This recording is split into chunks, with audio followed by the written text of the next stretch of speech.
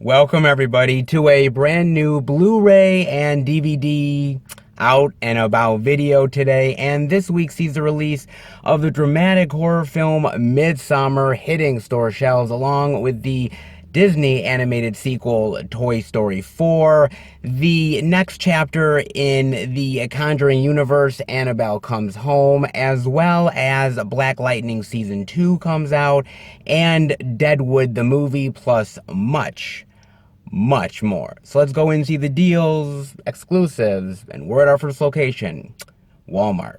So let's go in and see what they got. All right, everybody, we are in at Walmart here with this display for Toy Story 4.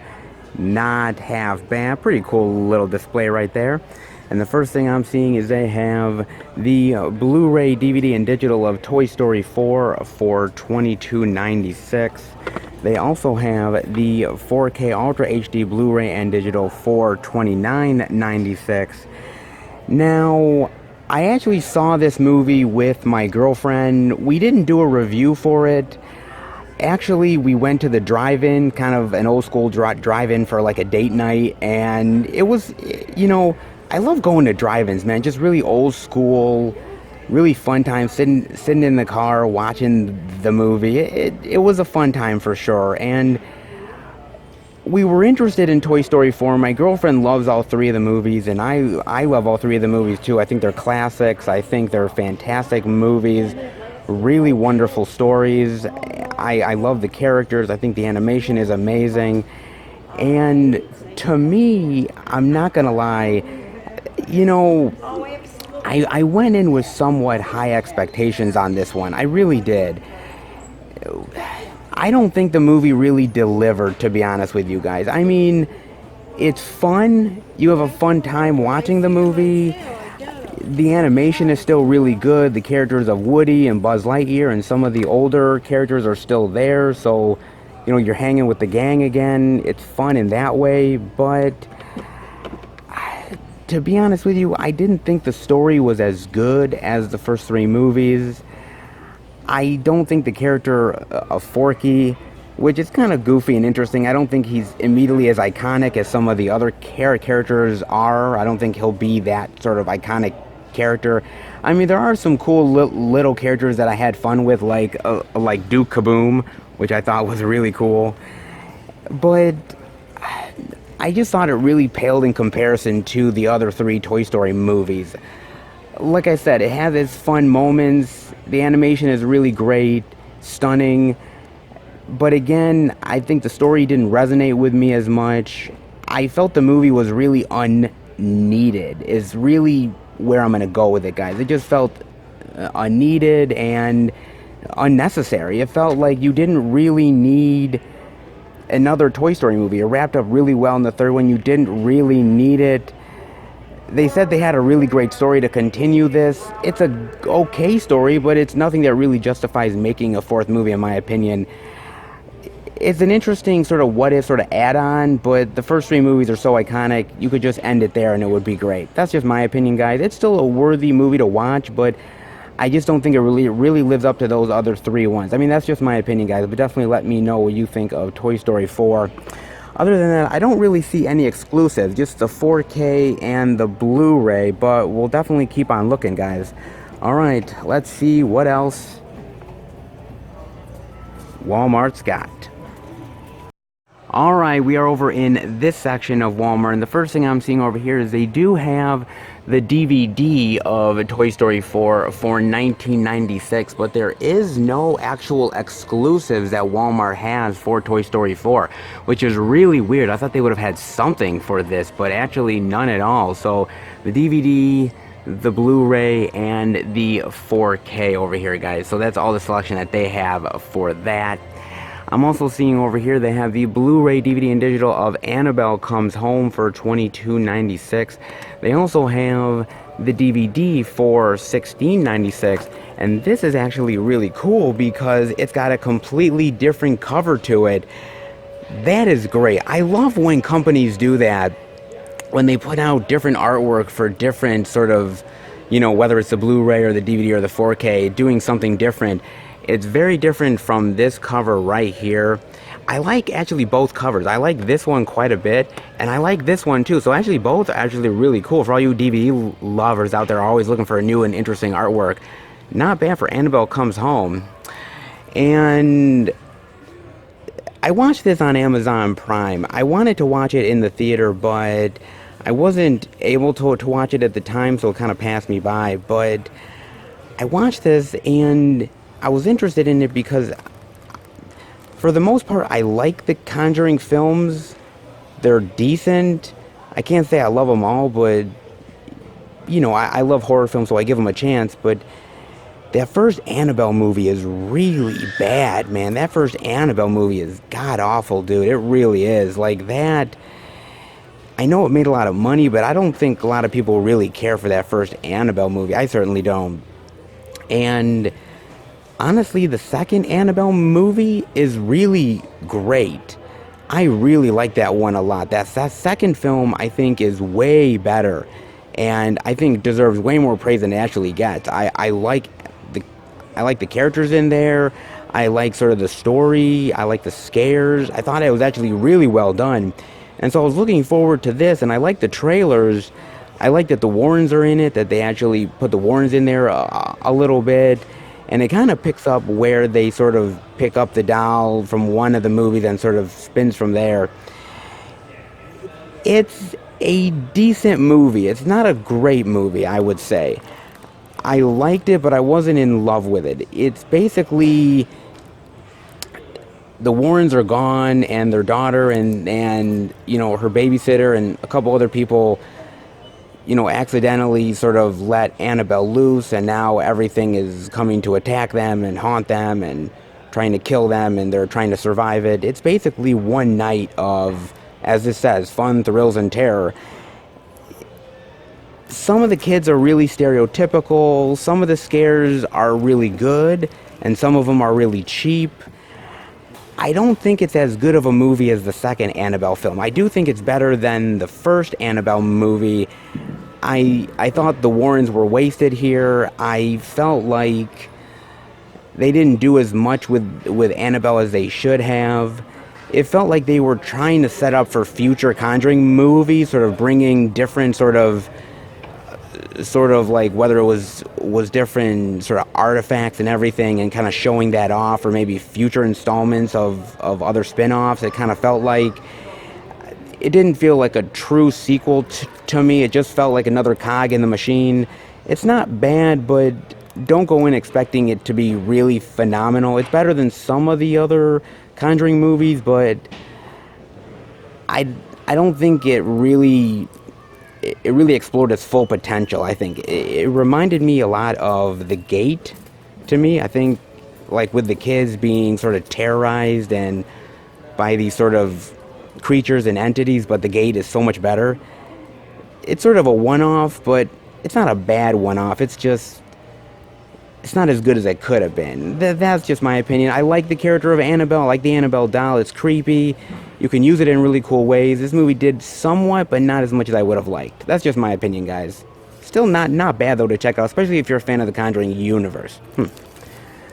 Then, over here, I'm seeing they have the DVD of Midsommar for $14.96, the Blu-ray DVD for $19.96, and John and I did a spoiler review on Midsommar. You can catch it on the movie review playlist. I'll also put a link down below in the description if you want to hear our full and complete thoughts on the movie.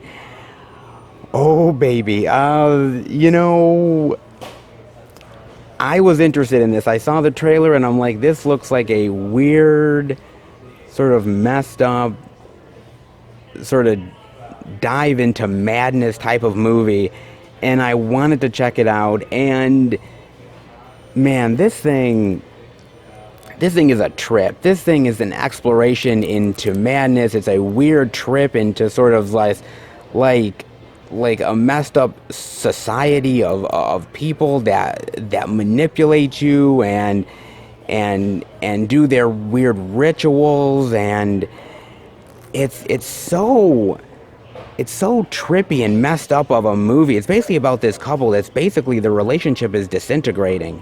And what ends up happening is that they're invited by one of their friends to go on this trip to another country to see his sort of family and his community, and they're in this sort of community style village and all their weird customs and the way they are, and it's not sort of your typical way of them being, and it's just so bizarre and so unusual of a movie. I think the horror is really good here, but the horror takes a long time. It's very slow. It takes a long time to get to things. I think sometimes it takes its time, sometimes to the detriment of the movie. But quite honestly, though, it's not bad. It's a long movie, and it's not, I guess to say, like, a lot of horror movies now are they're sort of whiz bang jump scares and and you're out, kind of like something like Annabelle is. But this, it definitely like takes its time. It definitely like ends up really sort of overextending itself at times, and there are moments here where you're checking your watch and you're not really sure what's going on or where it's heading, and other times where it's really a lot of dread and you're terrified of what's going to happen with these people. I think the movie's a little bit of a mixed bag. I like it. I think I'll definitely have to revisit it sometime down the line. It definitely affected me. I remember watching, I was really just affected by the movie, and I was just affected by these characters and this community and everything that happened with them. I was really sort of disturbed by a lot of stuff. But again, like I said, it takes its time. But when the horror really happens, it's really horrific. But it's one of those ones that really, it's a slow descent, and you definitely have to go with the movie and trust the movie in order for it to pay off. Because again, it's like over, I think, like 2+ hours long, if not like 2.5 hours. It's a long movie, man, and at points it feels it. And I'm not gonna lie, dude, like, there's gonna be times where you're gonna check your watch, but be patient with the movie, because this is a type of movie that you need patience for. But I think the patience does pay off. But it's one of those ones where if you like slow moving, taking its time sort of horror, not giving you the payoff right away, this would definitely be one up your alley, guys. Definitely give it a look, but going with sort of checked expectations. It's not something like an Annabelle Comes Home or anything like that. It's a little bit more, methodical and a little bit more of, waiting for the payoff to happen. But again, I think well worth at least checking out, especially if you like sort of bizarro type of, community not understanding their culture and just really messing you up type of movies. There's quite a few of them out there, but this one is definitely an interesting one for sure. Then over here I'm seeing they have Deadwood the movie for $14.96 on Blu-ray digital, and DVD digital is $9.96. Now, I actually used to watch Deadwood, the actual show. I used to watch it a long time back, and I really loved that show, man. It's kind of interesting because I don't like a lot of sort of Western, this lawless town type of movies, but this was a show that really intrigued me. I loved the characters, I loved sort of the violence, and I loved, the nudity of it, and just uncompromising. I thought it was just a really well done TV show, and when it ended, I was heartbroken, man. I really was. I was heartbroken. I really wanted this thing to continue, and when it just stopped on a dime, I was really upset, man. And I'm so glad that years later they've done a movie. I'm not gonna lie though, I tried watching this on Amazon Prime, and I cannot get it on Amazon Prime. You need an HBO subscription or a free trial to HBO in order to even watch this thing. And, well, I didn't get a chance to watch it, unfortunately. I definitely want to, and I definitely will in the future. because I really want to revisit these characters. I want to revisit this world, the sort of, you know, taking the law into your own hands type of movie. I like those type of ones. I don't like a lot of Western movies, but something tells me I'm really gonna like Deadwood, man. I really do, because I love the TV show. So for me, if I like the TV show, then I'm definitely gonna get into this. But that's just my opinion, though, guys. I mean, let me know what you think of the TV show. And are you looking forward to the movie? Unfortunately, I wish I would have seen it for the out and about, but again, I can't even get it on Amazon Prime. You need an HBO subscription for this, so until I can sort that out, I'm going to have to wait. Unless I buy the DVD and Blu-ray, which I might, because I really do love the TV show so much, so it might be worth buying. Definitely let me know what you guys think of that one. And over here, guys, I'm seeing they have the Blu-ray digital of Light of My Life for $14.96, the DVD for $12.96 right here. And I got a chance to watch this on Amazon Prime, and I'm so glad I did, man, because this is a really fantastic movie, man. It really honestly is. It's about some sort of virus or illness that happened across the world, and basically the female population, pretty much most of them have died because of it, and it's sort of an apocalyptic sort of world now. And this father is trying to protect his like 11-year-old daughter, and basically saying that she's a boy because women now are considered very huge commodity, and people take them for various reasons, and he's got to protect her and try to actually survive in this sort of uncompromising world. And I really enjoyed this one, man. The acting is great. Casey Affleck does a really great job here. I believe he actually also directs this one as well. It's really great. I love the acting from the little girl here as well. I love sort of, you know, you're not able to trust anybody. You don't know what's going to happen from day to day. You're sleeping in tents. You're trying to find whatever food you can scrounge.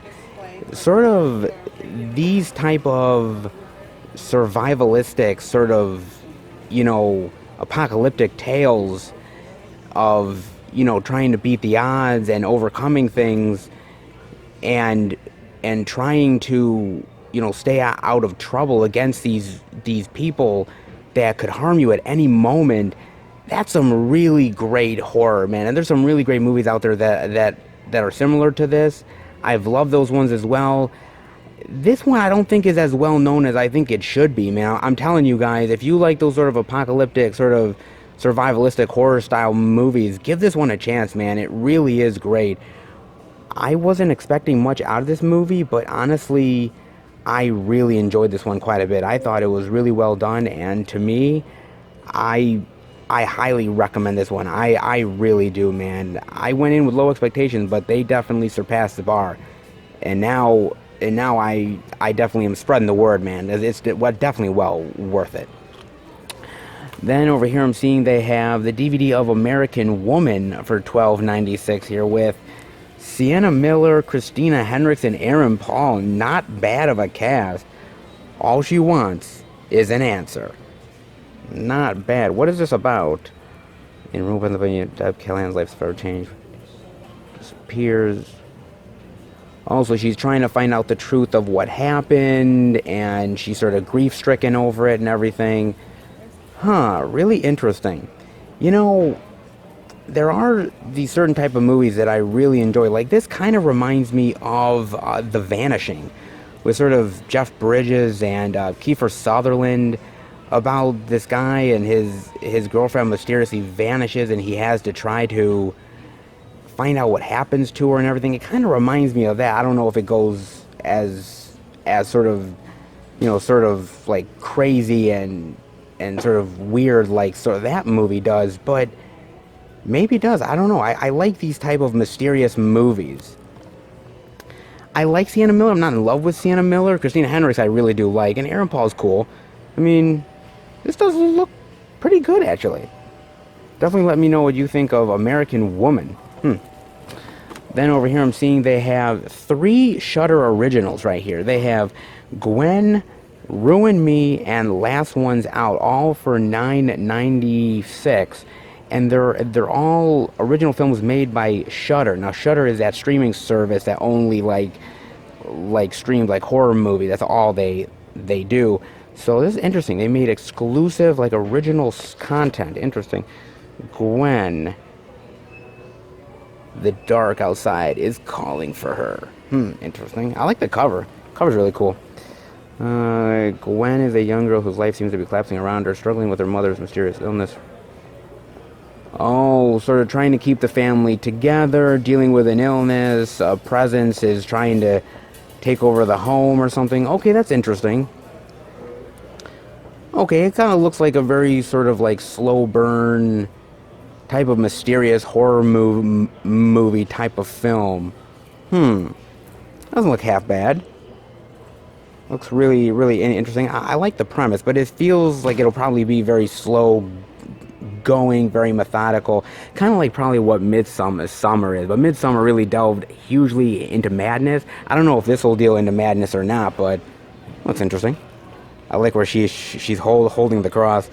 Like, devil be gone. Oh boy. Next is Ruin Me. They paid to be scared. They didn't know how much it would cost them. Look at that, man. Man, don't fuck with those guys. Jeez. Oh, God. What is this about? Welcome to Slasher Sleep Out. The ultimate horror movie. They're combining one extreme 36-hour event. Our hood had dropped in the middle of the woods and must survive sooner. Oh, fuck that. I mean, sometimes I have my dumb moments, but I ain't that dumb. Damn, man, I wouldn't do that shit. You gotta be crazy. The only participant who has never seen a horror movie? Her whole life she's never seen one single horror movie? Really? Reluctantly tags along with her boyfriend, but when the other campers start diving, Alexa becomes the star of her own worst nightmares. Oh. This actually, I don't know, the premise looks interesting. Sort of this sort of horror movie, you know, experience and having to survive, and it's supposed to be sort of, you know, not real, but it ends up becoming real. A rip-roaring ode to the slasher genre. You know, I do like these type of movies. There's a couple that I actually own in the collection that are like this. I like a good, like, old-school type of slasher, fun slasher, sort of survival stuff. This looks pretty cool, actually. Not bad at all. A rip-roaring... Looks interesting to me. Ruin Me. And then over here I'm seeing Last Ones Out. Escape is the only cure. Look at that cover. Like that zombie or something, like, really ready to chomp on somebody's flesh. Interesting. What's this about? He's paralyzed, alone, in the dark, within hours of hospital over my victim of a new virus. They're here by a bloodthirsty zombie-like rage. Oh, so this basically is kind of riffing on 28 Days Later. You know, with the virus thing, and it's the zombie-like rage, and he's got to get across the countryside, and it kind of seems like it's ripping off 28 Days Later. I like a zombie movie. I love good zombie films, but I don't know if they're gonna be able to pull it off as good as 28 Days Later did, guys.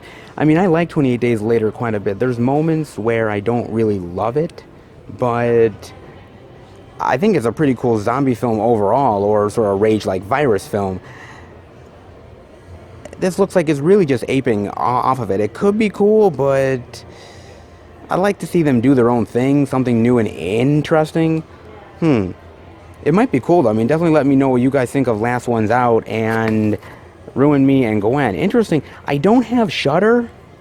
I've been thinking about getting Shudder for a long time now, and I've kind of stopped myself because I own so much horror films already and so much horror stuff, and I've watched so much already that I don't know if I really need a streaming service full of horror, but if they're starting to do original content, then maybe I might be into it. Definitely let me know what you think of Shudder and what you think of these original horror films that they did. Interesting. Also over here, they finally have those 4K Ultra HD Blu-ray and digital of Doctor Strange, Ant-Man, Guardians of the Galaxy, and Frozen, all for $29.96. Now, I actually heard something from some people that the transfers on these are not good at all. I've heard some really bad things about the transfer on Doctor Strange, on Ant-Man, and on Guardians of the Galaxy, that they're not as good as they could be, not as good as 4K really can give you. And that's a real shame, because I've heard that a lot about some of the Marvel and some of the Disney 4Ks as of late, that they're not as good, or they're not as good quality. So you're paying $30 for sort of a lesser 4K quality. I mean, I have the Blu-ray of all this stuff, so I'm probably just going to keep the Blu-ray of it. But if you were looking to upgrade to 4K, I would look up reviews first, because I hate for you guys to either A, double dip on a title you've already had, or upgrade to 4K and it's not as good. So definitely kind of just check that out before you do. That's what I'm hearing, guys, about that. I've heard good things about Frozen, though. I have heard good things about that. And with the new movie right around the corner, why not put out a new edition? I still got to check this out at some point. Interesting. But yeah, like I said, some of the Disney 4K stuff is good, and others are a little bit more on the fence. It's kind of weird sometimes. I guess it depends on all the effort that they put into it, or maybe they're just, because they're Disney, they think, hey, you're going to buy it anyway, so why should we put the effort in? Who the hell knows, guys? But if you're looking for them, they have them right over here. Not bad selection here, guys. Let's see if they got anything else. Alright, guys, we're over in this section over here, and only a couple things I'm seeing here. They do have the DVD of Vikings Season 5 Volume 2 for 1996. And a long while back in the Out and Abouts, we saw Season 5 Volume 1, and I ripped it basically a new asshole, basically saying that I didn't like the fact that they separated it into volumes and kind of cheating the fans and the consumers here. And I'm going to say the same thing I said then, man. I don't believe in that whatsoever. I really don't. And I'm going to be honest here, because, you know, if you love a show, you want to get the whole season right off the bat. And when they do this sort of separation of Volume 1 and Volume 2, and you're sort of taking the consumers and the fans for a ride, in my opinion. I don't know much about the show. I've never watched it before. I remember it's not really something I would be interested in, but just the fact of, like, screwing over your fans and the consumers, of just having to separate the season to make more money. I don't know if that's true exactly, but that's sort of the vibe that I get here, where you can't just put out a full season of the show and just have people buy it then and there. You have to you have to end up like doing it in separate bits and pieces. That's something I don't really care for, dude. I'm always about trying to save you guys money, and I'm always about trying to actually, like, you know, have you be sensible about your purchases. If you like Vikings and you love the show, then definitely give it a look. But, you know, I just don't understand why they have to do this piecemeal stuff. Release a full season of a show.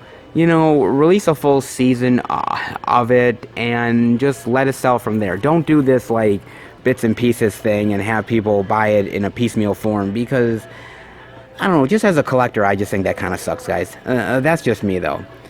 It says it includes 10 unrated episodes with extended and deleted scenes not shown on TV. Like I said, I've never really watched it, but seems like I'm not really much for this show anyway. But definitely let me know what you think of Vikings. Then over here, I'm also seeing they have Dragon Ball Super Part 9, the Blu-ray for $32.96, the DVD for $29.96. And I think I've told you guys before in other sort of out and abouts that I've never gotten into Dragon Ball. It's not that I hate Dragon Ball exactly. I've just never really had the impulse to actually get into it. You know, for me, man, I've just never been a big fan of anime. I've told you guys that numerous times, and it really is true. There's only a few things I would ever be interested in, but a lot of you have told me to give Dragon Ball a chance, that it's actually really cool, and actually, you know, it's actually a pretty cool show to get into, the action and the characters and everything. So maybe in the future I might, but right now, I'm probably going to pass on it exactly, but definitely let me know what you think of Dragon Ball for sure. It's part 9, and it's got episodes 105 to 117, so I'm assuming there's a lot more parts that are going to come out, guys. Huh. I saw the Dragon Ball movie, and that pretty much turned me off. That live action one. But then again, I think it turned everybody off. But definitely let me know what you guys think. Other than that, that's all I see over here. They don't have Black Lightning Season 2 or anything over here, unfortunately. But, yeah, so, unfortunately they don't have it, guys. But, alright, let's head out. Not bad selection this week, guys. Not bad at all. It seems to be a little slower here over at Walmart than we've seen in the past previous weeks. I mean, there's still a lot to show off. A lot of new releases, some cool indie titles that came out here that probably only Walmart will carry. Unfortunately, we didn't really see any exclusives. I could have sworn we would have seen something for Toy Story 4, but yeah, I'm kind of surprised they didn't have that. But they had most of the new releases, most of the TV shows, and some surprises along the way. Not half bad, guys. Alright, well, let's head to the second location and see what we'll find. Alright, everybody, we are at our second location, Target. This is an interesting week because there's a huge release and there's a lot of smaller releases. Still a lot of decent stuff that came out this week. Walmart didn't have a huge ton to show off, but they had a decent amount. I don't know really what we're going to get over here at Target. I really don't know, guys. I'm hoping we see an exclusive for Toy Story 4. At least I'm thinking we're going to see it because it's Disney, it's Toy Story. You'd think somebody would have an exclusive. Why not Target? I thought Walmart was going to have one, but they didn't. So you really don't know what you're going to get. Like I said, I'm pretty positive we're going to see something like that here at Target. Outside of the new releases, who knows what we're going to find, but the only way to find out is go in. So let's head in. Check it out. All right, everybody, we are in at Target with this cool display for Toy Story 4. Not bad over here, guys. Not bad. I'll show you the other side over here. Really cool. Forky. Then they have this side over here. Do-Kaboom right there. Little Bo Peep. And her sheep. And Woody right there. Not bad, guys. Not bad at all. And the first thing I'm seeing here is they have the 4K Ultra HD Blu-ray and digital of Toy Story 4 for $29.99. They have the Blu-ray, DVD, and digital for $24.99. They also have the DVD only for $19.99. And they also have this 4K Ultra HD Blu-ray and digital only at Target. Limited edition collectible filmmakers gallery and storybook. I knew we would see an exclusive here at Target for Toy Story. It was just bound to happen, I think. But actually, that's not bad. It looks very different from this cover right here. Very different from that. I don't know which one I actually prefer, though. I don't know which one I prefer at all. I guess it depends, but I don't know. It doesn't look half bad. I really like that cover, though. It really looks cool. Huh. And then I'll kind of get a little bit up close if I can, show you guys what the collectible filmmaker gallery and storybook looks like. Not bad. That doesn't look bad on the inside there. Not bad at all, guys. Huh. Now, interestingly enough, you know, when I was thinking about this movie, I thought about fourth films and franchises. I thought about that. I thought about fourth films and franchises that weren't exactly needed, but happened anyways. I was thinking of, what come to mind was in the Alien franchise, like Alien Resurrection. I was thinking of, Indiana Jones and the Kingdom of the Crystal Skull, Jason Bourne. I was thinking about a bunch of them that I just felt like were really unneeded. And sometimes I feel like these studios can't really let these franchises die. And I'm not really even saying die, just let it be. You know, if it ends in a perfect way and it's a perfect trilogy, why continue it? I'm very curious on what your guys' thoughts are about that, because I look at things like Alien or Indiana Jones or, you know, Jason Bourne, or I look at all of these sort of series that have continued way past its prime, and you just ask yourself, why do they do that? And basically it's because of money. They just can't let it go. It's still really popular, people love it, and they figure we can still make money off it, and we can still, you know, mine some money from toys and the merchandise and everything.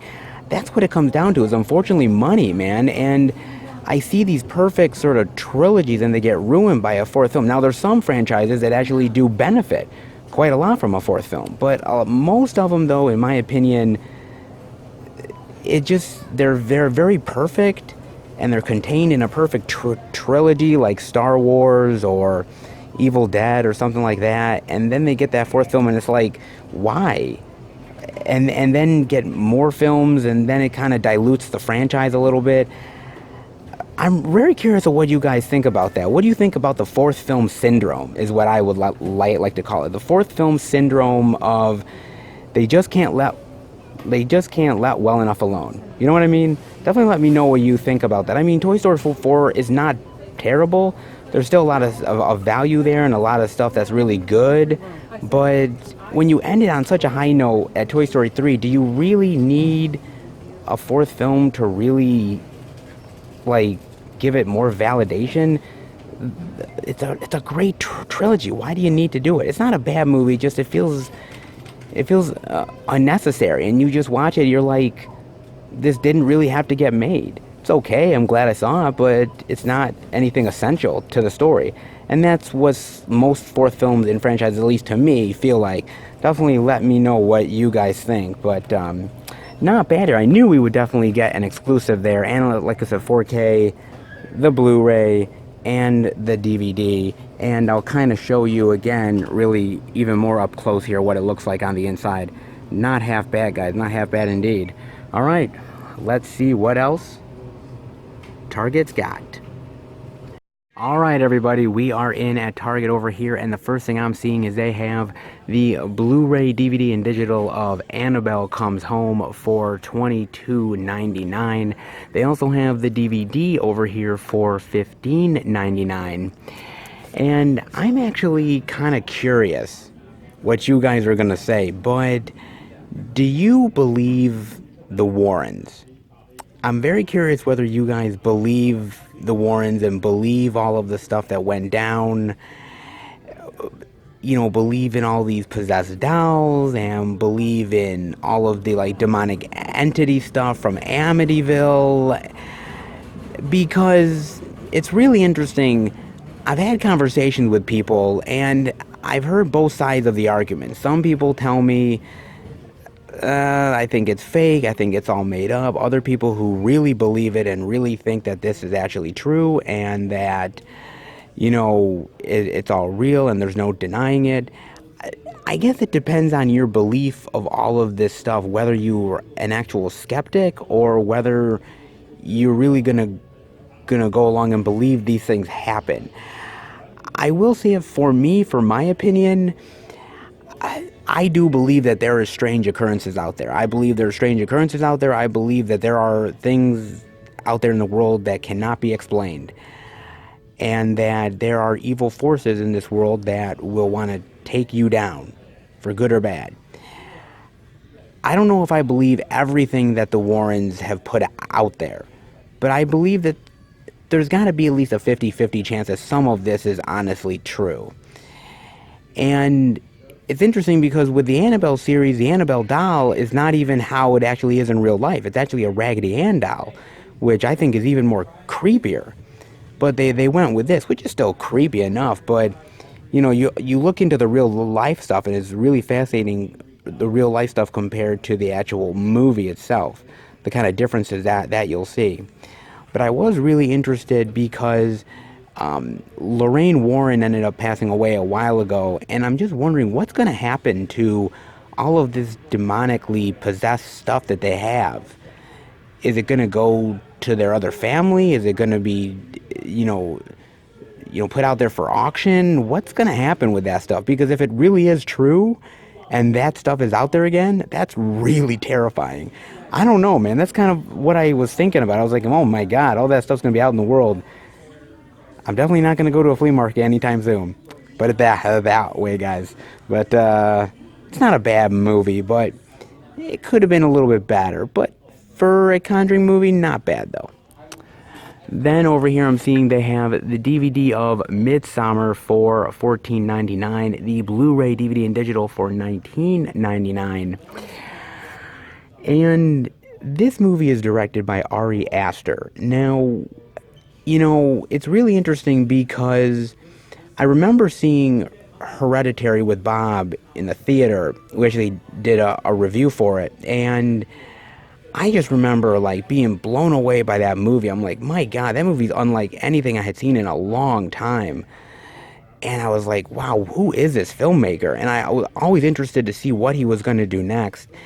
And it's interesting because you go back and you look at all of the icons of horror, like the director. You look at the Alfred Hitchcocks, you look at John Carpenter's, and you look at some of these names, Wes Craven and everything, and a lot of these people have either A, passed away, or, if they are making movies, they're not making great stuff anymore like they used to. And so you need new voices and new interesting stuff in horror to really get you re-engaged. And I think we're getting some really great voices in horror, man. I've talked about James Wan in the past. Jordan Peele's another one that comes to mind. Robert Eggers is a great voice. I think Oz Perkins is becoming another great voice as well. And I'd put Ari Aster there as well. If you look at Hereditary and Midsummer, they're not the same movie. He wants to do something unique and interesting, and I really do appreciate that about the guy. Is it all going to be successful? No, some of it's not always going to be worth it, but I think he goes out of his way to make some really good and interesting and unique movies that people are going to talk about. He doesn't make the disposable horror stuff, and I think that's what's great about a lot of these newer horror directors out there that are coming out of the woodwork, like Jordan Peele and Robert Eggers and Oz Perkins and everything, is that these people are not interested in making disposable horror. And some disposable horror is great, but they want to do more thinking man's horror. They want to do stuff that's really going to engage the audience, and I'm really interested in that. So I'm really interested to see what Ari Aster does next. This and Hereditary are just really two great films, and he seems like a director that whatever he does, regardless of what you think, is at least going to be unique and worth watching. I mean, that's my thought. I mean, the movie is not completely successful, but it's just one hell of a descent and ride into madness and weirdness that definitely has to be seen, guys, for sure. They also have the Blu-ray for Encounter for $14.99 right here. That Luke Hemsworth movie that we saw the last time at Walmart. They have it here over at Target.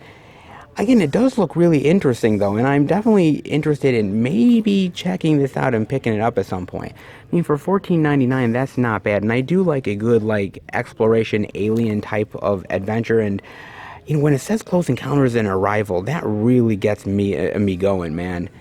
There are some really bad disposable alien movies, but something tells me this is not that. They also have over here, they have the Blu-ray digital of Unplanned for $19.99. Now, I'm actually surprised to see this here because we saw it over at Walmart a while ago for one of the out and abouts, and now we're seeing it again here. It's kind of shocking because I didn't think we'd ever see this again at any store, because this is a really controversial movie about abortion and the complications of it and the right and wrongs. And this is a movie that is like a really hot button movie about a very hot button issue, and I can see how it's going to turn a lot of people off, and I can see how in a lot of ways not many people want to give this movie a chance. I don't say I agree with everything that this movie puts out, but I'm interested always in checking out these type of movies, because even if you don't agree with a movie or you think it's controversial, it's still worth watching. It's not, don't just dismiss a movie because you think it's controversial or you don't like the subject matter. I always tell you guys, give movies a chance because it may surprise you. You may like it. Just to dismiss a movie just for the sake of dismissing it because you might not like the subject matter, just because you don't like a subject matter doesn't mean that the movie itself can't be of interest to you. You know what I mean?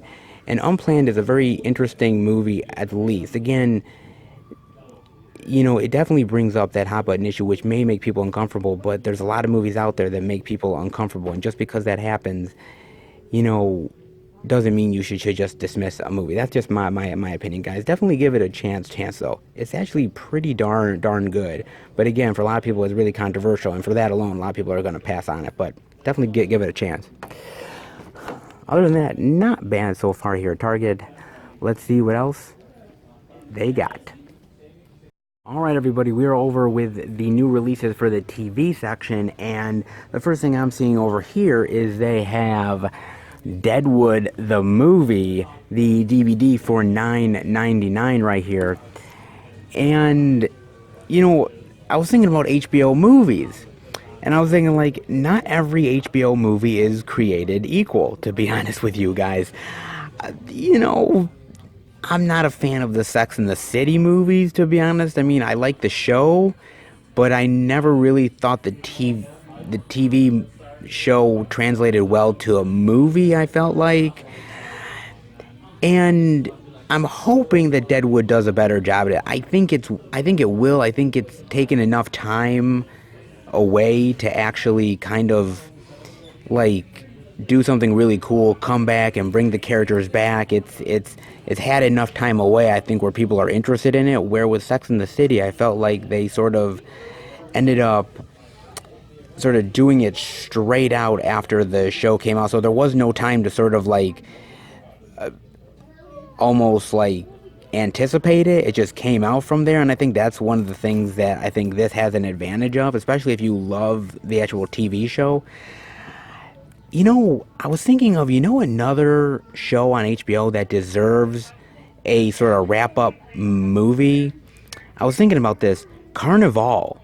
If you guys have ever watched Carnival, that is an amazing show. It had 2 seasons. It was such a great piece of HBO television. I loved sort of the sex and sort of the weird sort of like, mystery to it and everything, and I thought it was so fantastic, man. And then it just got canceled, and we never heard of it again, man. We never did. It was like it vanished into thin air. There was talk of them doing another season or maybe a movie, but it never materialized. I would love for that to get another movie, man, because if Deadwood got it, I'm assuming, cross my fingers, maybe down the road we might get something like Carnival. I'd love to see it, dude. I mean, this movie actually was supposed to come out years ago because I guess the creator of Deadwood, I guess what happened was he was actually, I guess, the head of HBO at that point. I guess he did a handshake or a verbal agreement with the head of HBO at that point. Says, oh, we're going to make a couple movies for Deadwood, and it never happened, unfortunately, which is really a shame because then he had to wait so long, and of course a new regime comes in and they don't want to do it, and he had to wait and fight for it. I'm glad he fought for it. I don't know how the movie is. I'm hoping it's really good because, like I said, I really love the show, and if the movie is anything as good as the show, then I'm definitely would be interested in it for sure. Then they also have the Blu-ray of Season 5, Volume 2 of Vikings for $29.99. They've got the DVD for $22.99 right here. And other than ranting about the sort of Volume 1, Volume 2 thing, is an interesting idea for the show, and the idea of kings and tyrannical rulers and that sort of time of just of ruthlessness and anything can happen. I don't always really love that time period as far as like movies and TV shows. I mean, there's a few that I like. Like I like a movie like Gladiator, which is really good. A few others like it, but I can't say that I really love this too much. I think it depends on the movie or the show itself. I mean, some people have told me it's really good, so I definitely got to give it a chance at some point. You know, maybe at least watch an episode or two. But some of you have told me that it's worth it. I heard that it was bloody and it was gory and it was uncompromising, which is definitely what I would like for a TV show for sure. But I still don't like this whole like Volume 1, Volume 2 thing. I really don't, guys. But I don't know. I mean, definitely let me know what you guys think of that one. And then over here, just to let you guys know, for all you Toy Story fans over here, is that they do have the Blu-rays of Toy Story, Toy Story 2, and Toy Story 3 for $20. So they did reduce the price on that. And they also reduced the price on the 4K ones for $25. So if you pick up Toy Story 4 and do not have the other 3 Toy Story movies, well, they did lower the price a little bit here at Target as well. Not bad. Other than that, that seems to do it, guys. A few interesting releases, but pretty standard. All right, let's head out. Pretty standard stuff this time around, guys. Nothing too crazy, to be honest with you. We got the new releases. We got some of the TV stuff. It was actually really great to see that Toy Story exclusive. I knew at some point we were going to see an exclusive for Toy Story because hello, it's Disney. We were bound to get it eventually, and we did with Target. So that was really nice to see that. If all of you guys out there really love Toy Story and love the exclusives, Target definitely has one. On top of that, just a regular old week, nothing too crazy here. Just you know, pretty easy going. I'm glad we got to see some decent variety here at Target. I was kind of worried we wouldn't get a lot to show off this week, but we got somewhat of a decent amount, so I'm happy for sure. There are some weeks where Target is really bad, so I'll take a average standard week over a not seeing anything type of week for sure. All right, let's head to the third and final location and see what we'll find. All right, everybody, we are at our third and final location, the Best Buy. But before we go in, I want to talk about a couple movie trailers with you guys. It's been a few weeks since I've done this, so it's time to get back into it. And the first trailer I want to talk about is Uncut Gems with Adam Sandler. And I had heard about this movie earlier this year. I had heard that Adam Sandler is going to be in this sort of gritty drama, and that, you know, he's that this is going to be his sort of Oscar turn. And the trailer looks really good, man. Basically, it's about this guy who is a big, heavy gambler, has a big, heavy gambling addiction. Sometimes he really wins big, but he's really going out of his way to be more risky and take more risks and borrow more money, and he just gets in way over his head. And Adam Sandler looks great here, man. He really does. You know, I've loved Adam Sandler for a really long time, and then somewhere, and I can't even really say when, Adam Sandler started to go down the crapper at some point. I can't even explain when it was, man. He was doing these comedies that were so sort of god awful and just really sort of, you know, it didn't feel like old school Adam Sandler to me, man.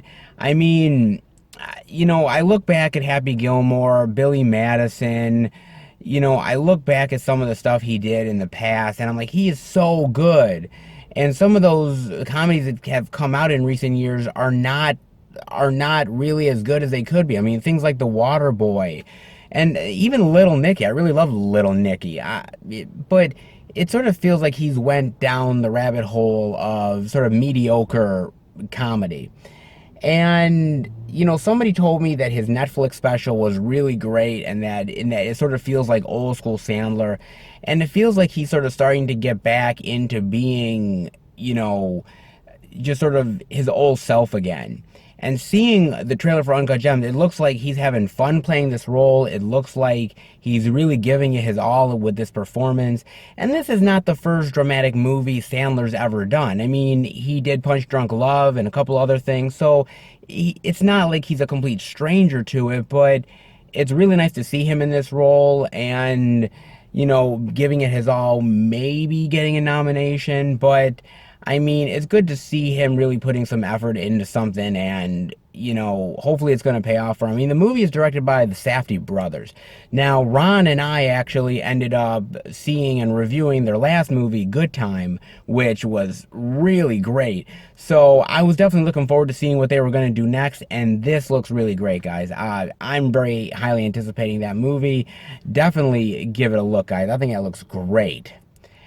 Then the other one is Birds of Prey, The Emancipation of Harley Quinn. God, I hope I'm saying that right, guys.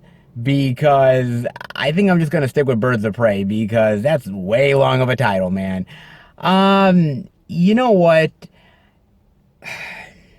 I didn't like Suicide Squad. I did not like it, and furthermore, I really did not like Harley Quinn in that movie. I'm not saying that I hate Harley Quinn as a character. I think she can be a really cool character, but in that movie, I didn't think it serviced her really well. And I think Harley Quinn is ripe for a really great movie. I think that Margot Robbie is a great fit for that character, but that movie didn't light the world on fire for me, but it gave me the sense that there could be a great movie with Harley Quinn in it if they did her right. And when I heard about Birds of Prey and Harley Quinn was coming back, I kind of rolled my eyes a little bit because I was like, "Oh God, no, more of Suicide Squad, Harley Quinn, really?" And then I saw the trailer, and I really like the trailer. I really do. It really looks like she is a very independent woman, that she's really, it almost feels like she's playing a version of Tank Girl or something like that. A very sort of punkish and, not wanting to deal with authority. It looks really cool. The action looks interesting. I like seeing other females from the DC cinematic universe in there, sort of being presented. I think I believe Huntress is in there and a couple other people. I like that. I love seeing Ewan McGregor here, man. Ewan McGregor playing Black Mask. He's going to be the bad guy in it. I love Ewan McGregor. And Ewan McGregor does not always get the chance to play a bad guy. So when he does, I definitely want to check it out because he's always so good at playing characters. And to get a chance to play sort of having fun bad guy, not caring, just killing people, and he looks like he's having fun, man. It looks like everyone's having fun in this movie. I'm definitely interested in checking this out. Could it be another Suicide Squad? Yes. But here's the thing about it. I think that Margot Robbie here, who has really sort of taken over the character and really owned it, I feel that she's not going to let that happen. I think she heard the complaints from the last movie. She knows what they are. She wanted to delve more into Harley Quinn's world. And I think if this movie is good, then it makes me anticipate the next Suicide Squad film even more, knowing that she's going to be in it. But again, I think she can play a great Harley Quinn. It's that she's got to have the right movie backing her up. And I think this is going to be that movie, guys. That's just my opinion. I mean, definitely let me know what you think of both of those movies. And in the meantime, let's head into the Beast and see what Best Buy has in store for us this week. Alright everybody, we are in at Best Buy here with this display for Toy Story 4. Not bad there. Of course, can't forget Duke-a-Boom! There we go, not bad there. And on the side over here, very nice. Oh, very cool. Nice display, nice display. What's on the other side? Nice, very cool here. And the first thing I'm seeing over here is they have the DVD of Toy Story 4 for $19.99. They have the 4K Ultra HD Blu-ray and digital for $29.99. They have the Blu-ray DVD and digital for $22.99.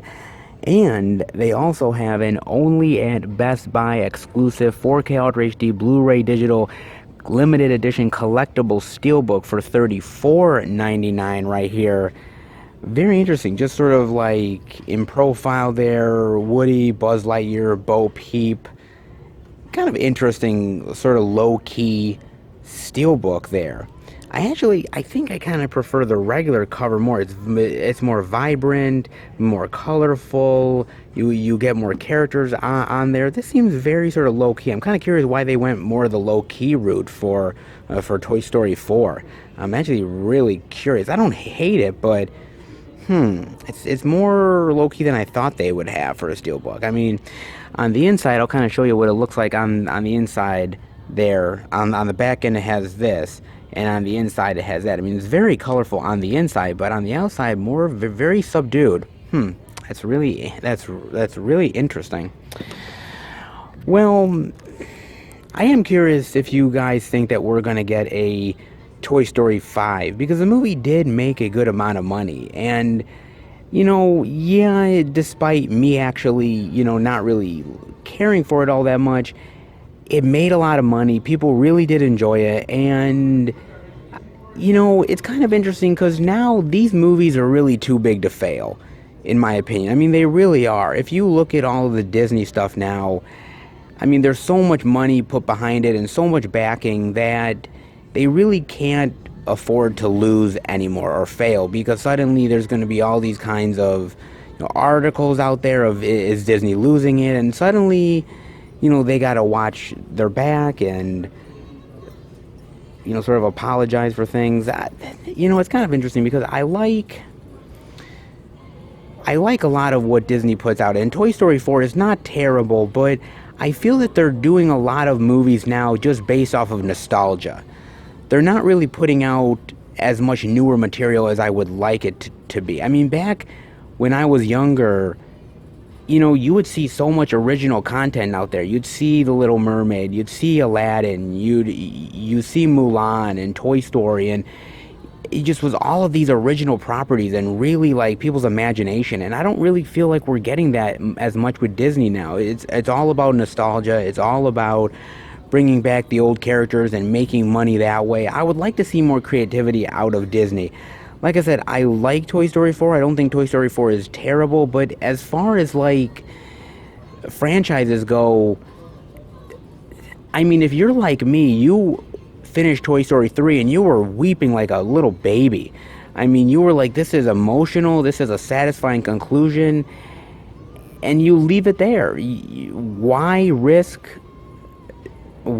it, is what I really want to know. Why go for it? And again, I just think it's because they just have no other options.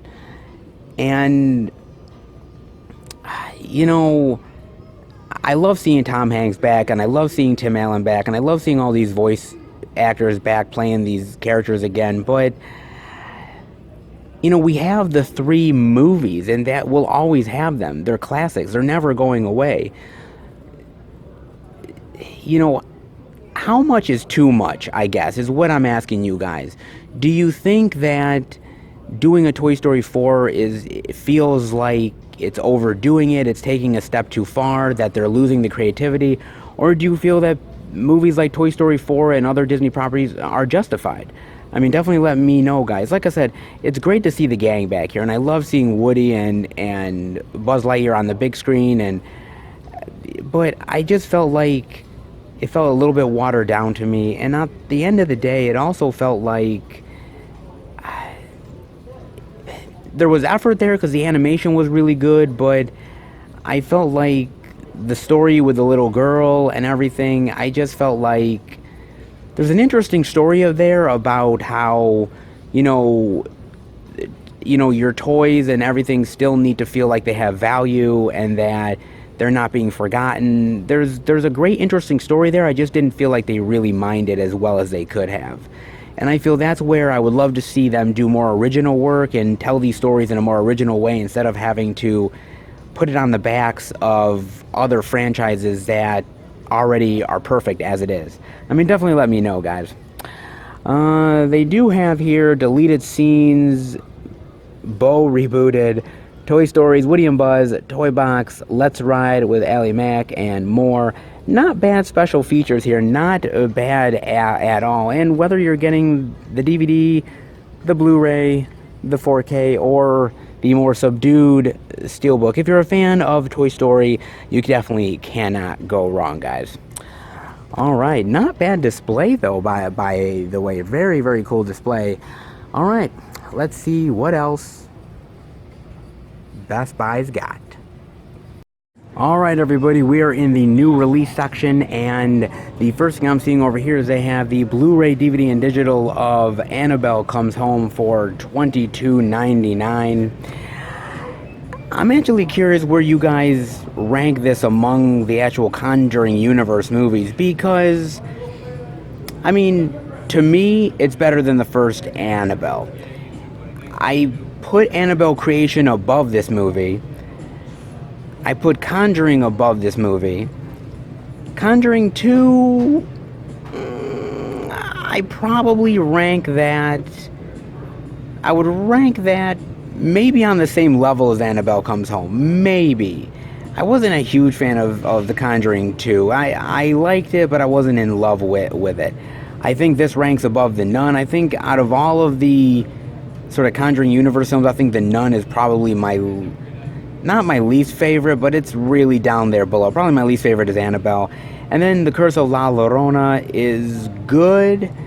I think it's better than Annabelle. It's better than The Nun. I think it's better than The Conjuring 2. I'm kind of curious, really, where you guys think the ranking would be, and where do you think the Conjuring universe is going to go next, because I know they're making a Nun 2. I know they're making a Conjuring 3. I don't know if we're going to get another Annabelle movie. You know, I mean, I know they're doing a lot of spin-offs of a lot of this sort of artifacts and a lot of this sort of creepy entities that have been in previous movies. I don't know where we're headed with this. They kind of want to make it sort of the universal monsters of horror now, and I don't know if they've exactly pulled it off. I think there's moments where they really do a good job, and other moments where I think they kind of outright fail. I mean, that's just my own opinion, guys. I mean, I would love to see a huge team-up movie like the Warrens versus Annabelle and the Nun and all of these crazy and weird entities. I would love to see that. I don't think we ever will, but I'd love for this sort of universe to crescendo into something. Not sure what exactly, but it just feels like it's continuing, and it's never ending. You know, I hope there's some sort of plan, because it's kind of feeling a little bit stale now. I still like some of these movies, and I'm still interested in this universe, but I hope there's some interesting stuff that they're doing ahead. I mean, definitely let me know what your thoughts on the Conjuring universe are for sure, guys. And here you get deleted scenes, and actually a bunch of featurettes. You get the artifact room and the occult, the light and the love, and behind the scenes, the ferryman demon, the bloody bride, and the werewolf. There's some really cool little moments of horror in here, like little cool moments of like creature horror and something that's sort of jumping out at you, but it's few and far between. Like I said, the story's a little bit on the lesser side. The characters, you don't really get to know them or care about them like you do in the second film. It's better than the first Annabelle, but it kind of pales in comparison to some of the other Conjuring universe films. Just my opinion. Then I'm also seeing they have the Blu-ray, DVD, and digital of Midsommar for $19.99. Now, this movie takes a lot of sort of influence from 70s cinema, whether we're talking Exorcist, Don't Look Now, or even The Wicker Man. Now, I'm not talking about the Nicolas Cage Wicker Man, the whole, like, the bees, like, no, I'm not talking about that. I'm talking about the one with Christopher Lee, which is a goddamn classic. It looks like this has definitely taken a lot of influence from that, and it's very interesting because the movie is very unsettling. It has this unsettling tone to it throughout the movie, and there are some moments in here that are truly uncomfortable. Like, I was in the theater with John, and we were watching that whole like sex scene, and that was really uncomfortable, man. Like, I'm sitting in the theater with John, and we're like, oh geez, this is it's a little awkward. Like, we were just like that. There are moments here where you're literally like squeamish. There's moments here where you're tense, but there's also moments where you feel like it kind of lags a little bit. It's really interesting because I know there's a director's cut out there, and I think it adds like another, God, dare I say, another half hour to the movie? or something like that. And I think Ari Aster said something like it fleshes out more of the like community's rituals and, you know, more of the characters and story. And I would be interested to watch that movie over time. I think I'm, you know, going to let this movie sit for a while and let it simmer, and then maybe go back and watch the director's cut at some point. But the problem with the director's cut is that it's not on Blu-ray DVD at all. The only way you can get it is through Apple, and you have to get it digitally. That's it. You cannot get it on a physical copy. Maybe sometime in the future, but right now you cannot get it through there, which really sucks, man, because, you know, I really love a lot of great director's cuts, and I love sort of the whole fleshing out of the world and, you know, fleshing out of characters and the horror aspects to it, and really sort of bringing it all together in a more cohesive way. I think I would love to see it, but I don't know why these things only come out on digital. I don't know why. I don't know why we're not seeing these releases on a physical disc. Like I said, maybe in the future we'll get another release of it through an extended director's cut, but right now, unfortunately, only on physical is you have the theatrical release, which is still really good. And honestly, there's a lot of movies like Midsommar right now, which they're calling, I guess the new term is folk horror, I would say. I think that's the new term for it, which is interesting. But to me, I'm going to be honest, you know, I think audiences are not used to this type of film anymore. I really don't. I think that, you know, we're so used to the whiz-bang horror and sort of, you know, sort of something creeping up and, like, scaring you, and then, you know, you get the big loud noise. I think that's what the horror we're used to now. This more, like, the more type of slower and methodical horror, I don't think really horror fans are really used to that type of horror anymore. I think horror lexicon has changed, and I think that directors like Ari Aster are trying to bring it back, but it's very difficult, I think. I think if this movie came out in the 70s, I think it would be hailed as a classic today. But because it came out in 2019, I feel like people kind of were a little bit kind of hesitant on it, or maybe didn't quite give it a chance. I do like these type of horror films. It's on the slower side. You need to definitely have a lot of patience with this movie, but I think when it pays off, it incredibly pays off, and Midsommar really does. Especially the relationship between the couple and how it's really just deteriorating, and how the community is just so strange and bizarre, and it just is a slow descent into craziness and madness and paranoia, and you just don't see much movies like this anymore, and I think that's what makes it really unique. And even if you're not into these type of movies, I think still give it a chance, because I think you're really going to appreciate what they were trying to accomplish here. And it's not like Hereditary, it's different, and I feel like you need these different type of movies in horror, because you can't have the same cookie cutter thing all the time. And then the one thing you can say about this movie is it's definitely not cookie cutter at all, man.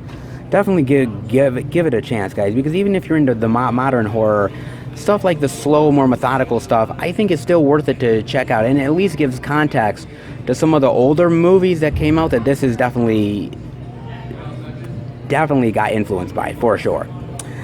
You get here, Let the Festivities Begin, Manifesting Midsummer, and Bear in a Cage promo. I wish we would have gotten more. I'd love to see a commentary by him. I'd love to just him delving into this world and the choices he made, and why this movie, and why after Hereditary. I'm very interested to see what Ari Aster does next. Whatever it does, it certainly will be unique, interesting, and definitely not the normal horror that you're used to, guys. Definitely let me know what you think of Midsommar, and what you think of the 70s style horror stuff that this is definitely a big influence on. Other than that, guys, that seems to do it over here. Not half bad over here so far. Let's see what else they got. Alright, we're over in this section, guys, and I am seeing they have the Blu-ray digital of Deadwood the movie for $14.99 here. And you know, it was interesting because I was talking about how I wanted sort of a movie for Carnival, which I would love to see a movie there because I thought they got shortchanged. I was thinking about what are other TV shows that you think got shortchanged that deserve a movie? You know, the one that comes to mind, and I remember how pissed off me and the guys were when they canceled Stargate Atlantis. I remember like that ending to Stargate Atlantis was so great, and there was so much promise for another season and dealing with the Wraith, and then they just cut it off. And I heard rumors that they were going to make a movie, and then sort of the Blu-ray market sort of fell off, and then they didn't have money to make the movie, which I think is kind of complete bullshit. I mean, they made two SG-1 movies, they couldn't make an Atlantis film. I really think that's bull. We'll never see it, but I still wish that to this day, man. I really do. And, you know, I know Bob really liked to show, like, Dark Angel. Dark Angel is one where he really thought that got shortchanged a lot, like with Jessica Alba. He thought that one got shortchanged big time and wish that they would have gotten sort of a final movie to really finish everything up. It's kind of unfortunate because a lot of movies, like, because if you look at something like Serenity from the Firefly series, that's a rarity. You rarely ever get that type of thing of a movie that really caps off the actual show, man. It rarely ever happens. And now we're seeing a lot of TV shows getting resurrected by Netflix and other places like that. But back in the day, a lot of these shows ended up really getting the shortchange, and they never actually got any sort of, you know, final ending, which really sucks, man. I'm kind of glad that Deadwood got it, though, but there's so many others that are just hanging in the balance that it never got their final end, and it's a real shame, man. I was thinking about that, though. Definitely let me know if there's some TV shows that you wish would have gotten their sort of final end, man. But, I really hope this pulls it off, because I really do love Deadwood, and it really deserves a great ending. It really honestly does, man. You've got here talking all things Deadwood with creator David Milch and the cast, including Ian McShane, Timothy Olyphant, and others. Not bad. Well, I wish we would have got a commentary, but at least we got some special features. Not bad, guys. It's really great to see this getting its final due that it deserves, and hopefully others get the same thing, guys. I hope it does. Let's see what else they got. And you know, guys, before we head over to another section, I was scanning the aisle over here, and I noticed that they have the 4K Ultra HD Blu-ray and digital of Oliver Stone film The Doors. I don't believe that when this came out during, you know, that week that I did the Out and About, that I didn't see it at any of the stores. So this is the first time I'm actually seeing it in person. There is no price for it, so I don't actually see what the price is, but God, that looks great, man. Look at that slipcover. That's really cool. With sort of the orange tint, and I think, yeah, it's the same cover on the inside as well. Not bad. Oh, that looks really cool, man. God, I have to admit, guys, I really do love this movie, man. You know, I've talked a lot over this year about sort of musical biopics and, you know, some of my favorites. The Doors is definitely up there. It's definitely one of my favorites. I know that it doesn't really represent the Doors to its fullest, and I know they took some liberty with the characters and the story, and some of the real life people kind of got pissed off at Oliver Stone about it, but honestly, I really love Val Kilmer's portrayal of Jim Morrison, man. He is electric as this character. He's on fire. He does a really amazing performance. He really honestly does. I think everybody does a great job. Even Meg Ryan, who plays sort of his love interest in this movie, she does a really awesome job here as well. I always thought it was a really great musical biopic.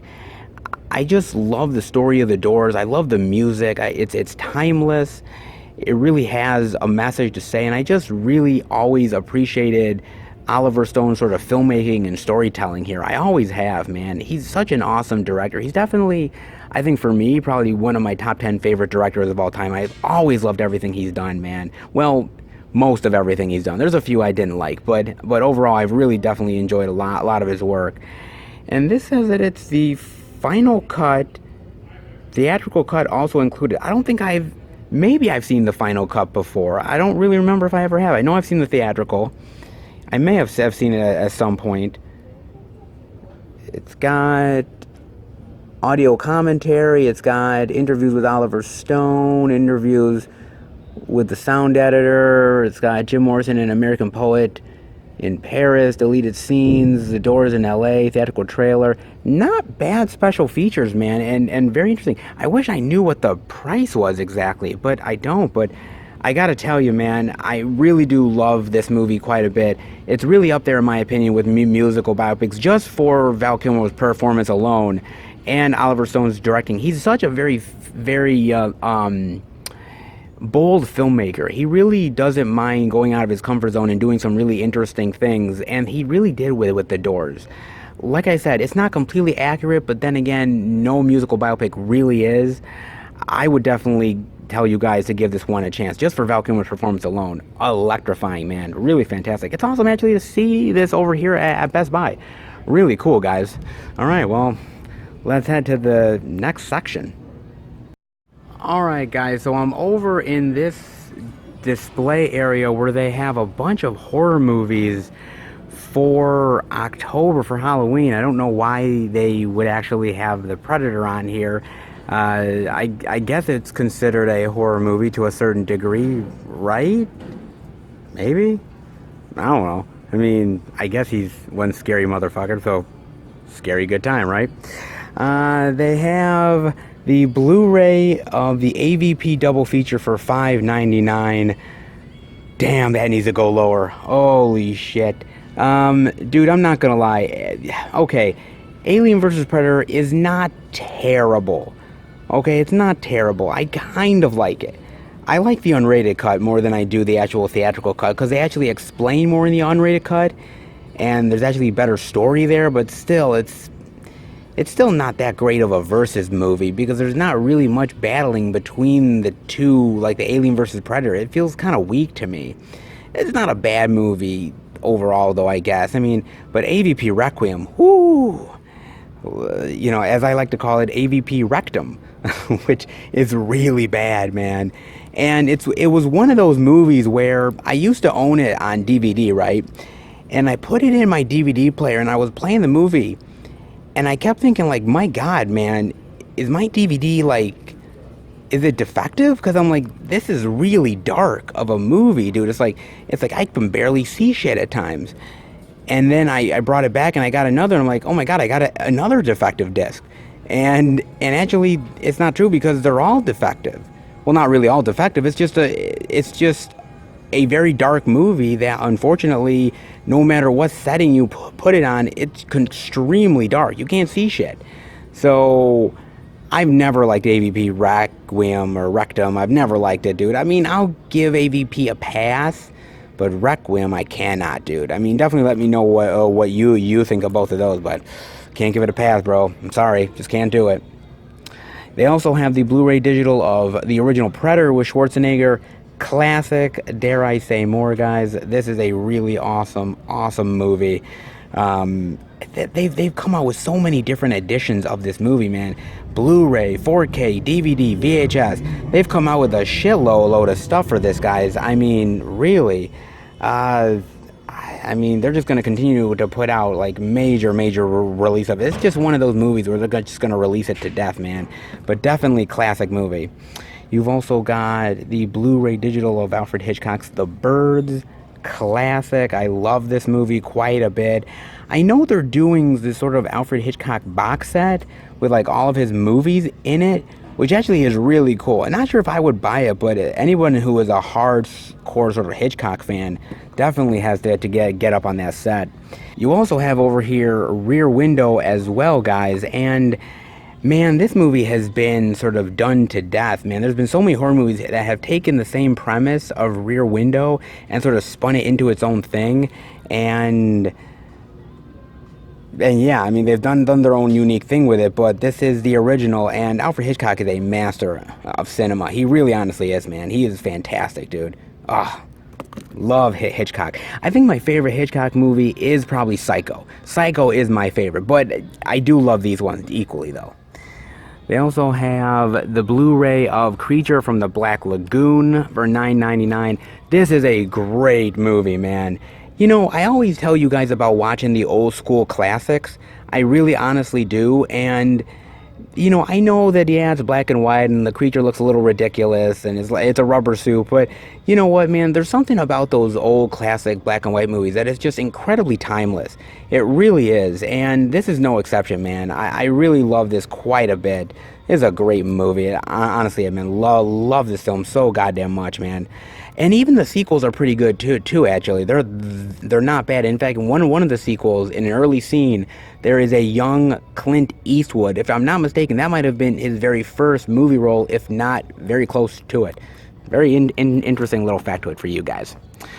Then they also have the Blu-ray of The Wolfman. Yeah, Claude Rains, Bela Lugosi, Lon Chaney. Oh, great cast, man. Again, man, classic. Just like Creature from the Black Lagoon. Yeah, the effects are a little cheesy and the morphing is cheesy, but I really love just the pain that this character goes through, and I think, you know, for back in the day, I think old school effects, I think it was really good, guys. I really did. I really liked that one quite a bit. I thought the Wolfman was awesome. I really do. A lot of these Universal monster ones, I always tell you guys to give these a chance, because they paved the way for so many other horror films. It really is great, man. Definitely give the Wolfman a chance. They have Happy Death Day, Shaun of the Dead, amazing zombie movie, one of the best, dare I say. Sam Raimi's Evil Dead and Evil Dead 2, a great two-film combo right there. I actually really love Evil Dead 2, and Army of Darkness. Bruce Campbell is amazing here. Sam Raimi is awesome. The first one is more of like a sort of old school kind of like sort of grindhouse horror film, and the second one is more of like a horror comedy than anything else, but I think they really pair really great with each other. I actually like both. I think they're really awesome.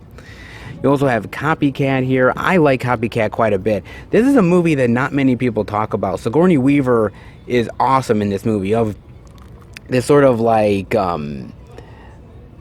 criminal psychologist who ends up getting sort of hunted by this killer. I really love this one, man. This is really an underrated movie, dude. And Harry Connick Jr. plays one of the bad guys, and he is like slimy in this thing, dude. This is actually really good, man.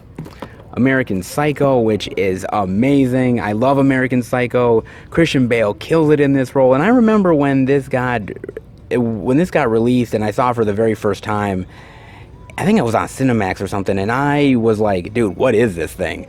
Like, he's playing Huey Lewis, and he's, you know, like, using an axe on this motherfucker, what the hell is it? And he's just so eccentric and quirky, and, you know, you never really know whether it's all in his head or it's real. I always really love this one. This is one where, like, is like talking about like horror from like the early 2000s or something. This is definitely one of those ones that really stand out. I really like that one quite a bit. The Witch, really great movie. Talking about Robert Eggers, as I did earlier, he's a great director. The Witch is absolutely phenomenal and awesome here. And it's one of those ones where, again, it's a slow build of a horror movie. It takes its time, but it's just very unsettling, and it just creeps you out after a while. I really enjoy this one. Again, slow horror, but I really enjoyed it. You have The Other Side of the Door here, with that interesting artwork. I never really liked The Other Side of the Door. I watched it in theaters, and it never really did anything for me, guys. It was just okay. I didn't really love it. Thought it was kind of a weak horror film. You also have Joyride over here. Oh, really interesting artwork, man. Yo, that's really cool. Wow. I really like Joyride, man. I think Paul Walker, rest in peace, Paul Walker. Awesome, man. Steve Zahn, Lily Sobieski. You don't really see him in much movies anymore. I thought it was a great sort of like stalker and horror movie, man. I really like that one. Never really watched the sequels, but never really wanted to, though, because this was so good. I didn't want to ruin it, man. God, I really like that. But somebody told me that the sequels are actually good, so I may have to do that at some point down the line. They also have here The Fly. Well, that's really wild artwork, man. Look at that wild artwork. Yo, The Fly, really interesting. Yo. I really loved The Fly, man. This movie, dude, Jeff Goldblum kills it, man. When he's like transforming and he's looking more like gooey and ickier and more like an insect, and you're like, oh god, man, like his ears are falling off, and you know, it's like he's just sort of like looks like he's like a melting mess. Like, oh dude, like this is a great David Cronenberg movie. And David Cronenberg really does great body horror, dude, and this is one of those, man. Really great one. Highly recommend that one. You also have over here, you have Black Swan, which I really like. Black Swan quite a bit. It's a really good like psychological horror film, you know, sort of dancing psychological horror film. And then there's actually quite a few of them in the genre, but this is actually really good. They call it a thriller, but it's actually a horror movie for sure. Interesting artwork. Jennifer's Body. Oh, that's interesting. I like that artwork too. I haven't revisited Jennifer's Body in a long time, but I remember liking it, but I didn't love it. I was kind of on the fence about it. It was kind of at a period of time where I didn't really like Diablo Cody as a writer, and I was very sort of not really big on Megan Fox, and I have to revisit this at some point, because maybe it's better if I revisit it years down the line, but it's actually... It wasn't terrible, but I didn't really love it. I gotta revisit it at some point. Let me know what you think of that one. They also have Carrie. That's interesting artwork. You look at that. This is the old school one. Yeah, this is the one with Sissy Spacek and Travolta. Yeah, this is a really good one, man. I do like this movie quite a bit. Yes, it feels very 70s-ish, and you know, the hairstyles and the way the movie is, but I always thought that Sissy Spacek was very sort of like just haunting in her performance, and she was a very sad and tormented character, and I thought it was a great movie that took the novel by Stephen King and really made it its own.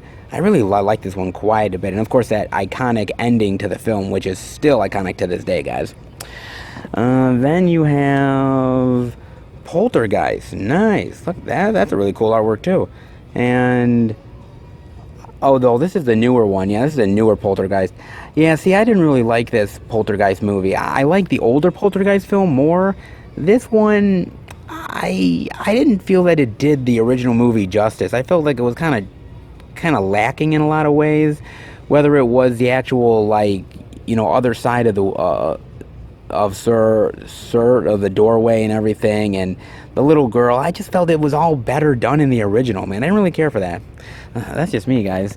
Not bad selection over on this side, guys. Then on the other side here, they actually have more horror movies. Very nice, guys. They have John Carpenter's original Halloween right here. This is another one that's gotten like completely released to death, dude. There's so many copies out there, man, in the market, dude.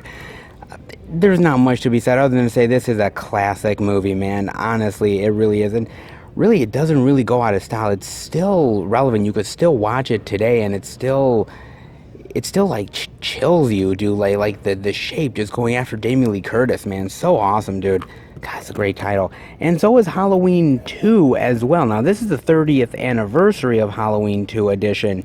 Now, I know Scream Factory also put out their edition, which I actually own that one, but they also put out this with that sort of documentary Terror in the Aisles, which I don't think is on the Scream Factory edition, actually. So that's actually a really cool documentary that's just on here and not on the Scream Factory edition. But again, this is another one that's been released to death, and I actually really like this movie quite a bit.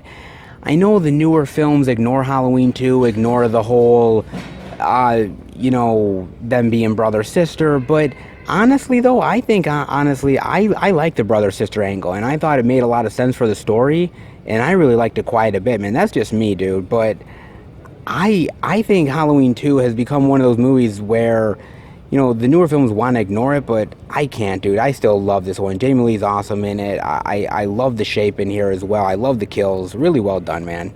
I like that quite a bit. You also have over here, you have the 8-film collection for the Saw franchise for $14.99. You also have Jigsaw, the last Jigsaw movie that came out on Blu-ray, DVD, and digital, which I actually liked. I know a lot of people didn't really care for this one, but I thought it was actually pretty good. The only bummer is that they actually ended up like creating like more mystery and everything over certain characters that is never going to get resolved now, unfortunately, because they're doing that new movie.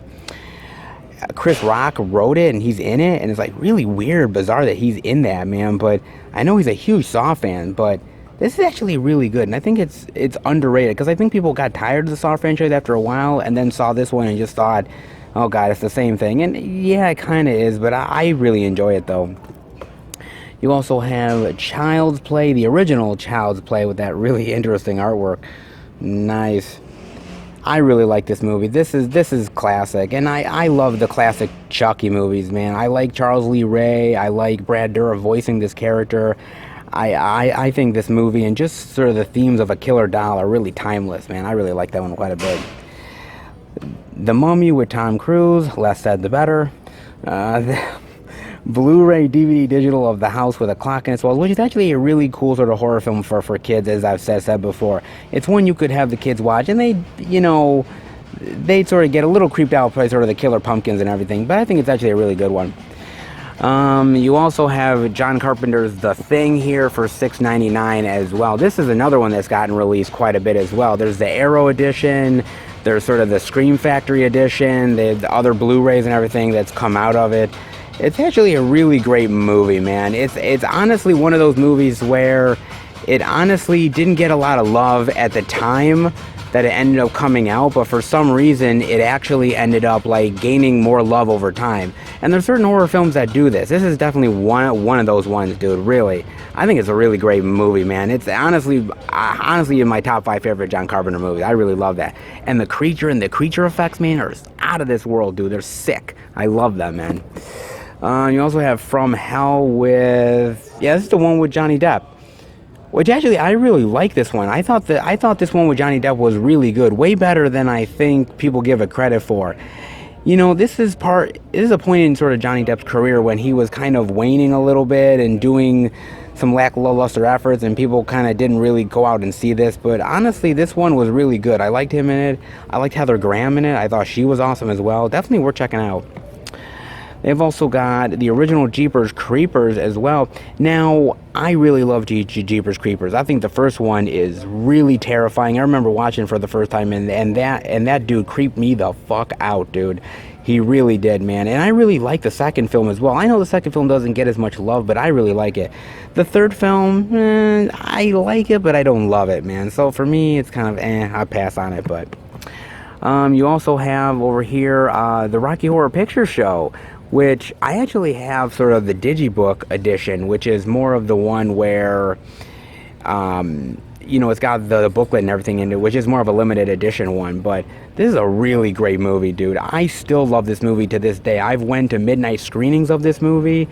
I've had a ball with people, saying, slut and asshole and throwing the popcorn and everything. I've had a ball with this film, man. Tim Curry is awesome as Frankenfurter. It's very sort of perverse and sexual, and for the time that it was made, very bold, dude. I really like this one quite a bit. The remake or the reboot was, God, that was really awful, dude, but the original's great. The Blair Witch Project, which is great, enough said. Really interesting as well. I really like this one quite a bit, man. It's one that not everyone loves because some people like the payoff and some people don't. But actually, I think once you take all the hype away from it, I think it's a really good movie overall. And then behind it, they actually have Young Frankenstein. That's really cool artwork. I actually really got into Frankenstein because of my mother. My mother's a huge horror fan. She loves these type of movies. She loves Frankenstein. Frankenstein's her favorite. And I always really loved this Mel Brooks comedy, man, that took the Frankenstein sort of persona and really switched it into a very entertaining comedy. And I like Mel Brooks overall, man, whether we're talking about Robin Hood Men in Tights or Spaceballs, History of the World Part 1. Like, I really love this guy quite a bit. And this, I think, is my favorite of his. Well, it's either this or Spaceballs, but both I really love, man. Then they have the horror 2-pack of The House of a Thousand Corpses and The Devil's Rejects.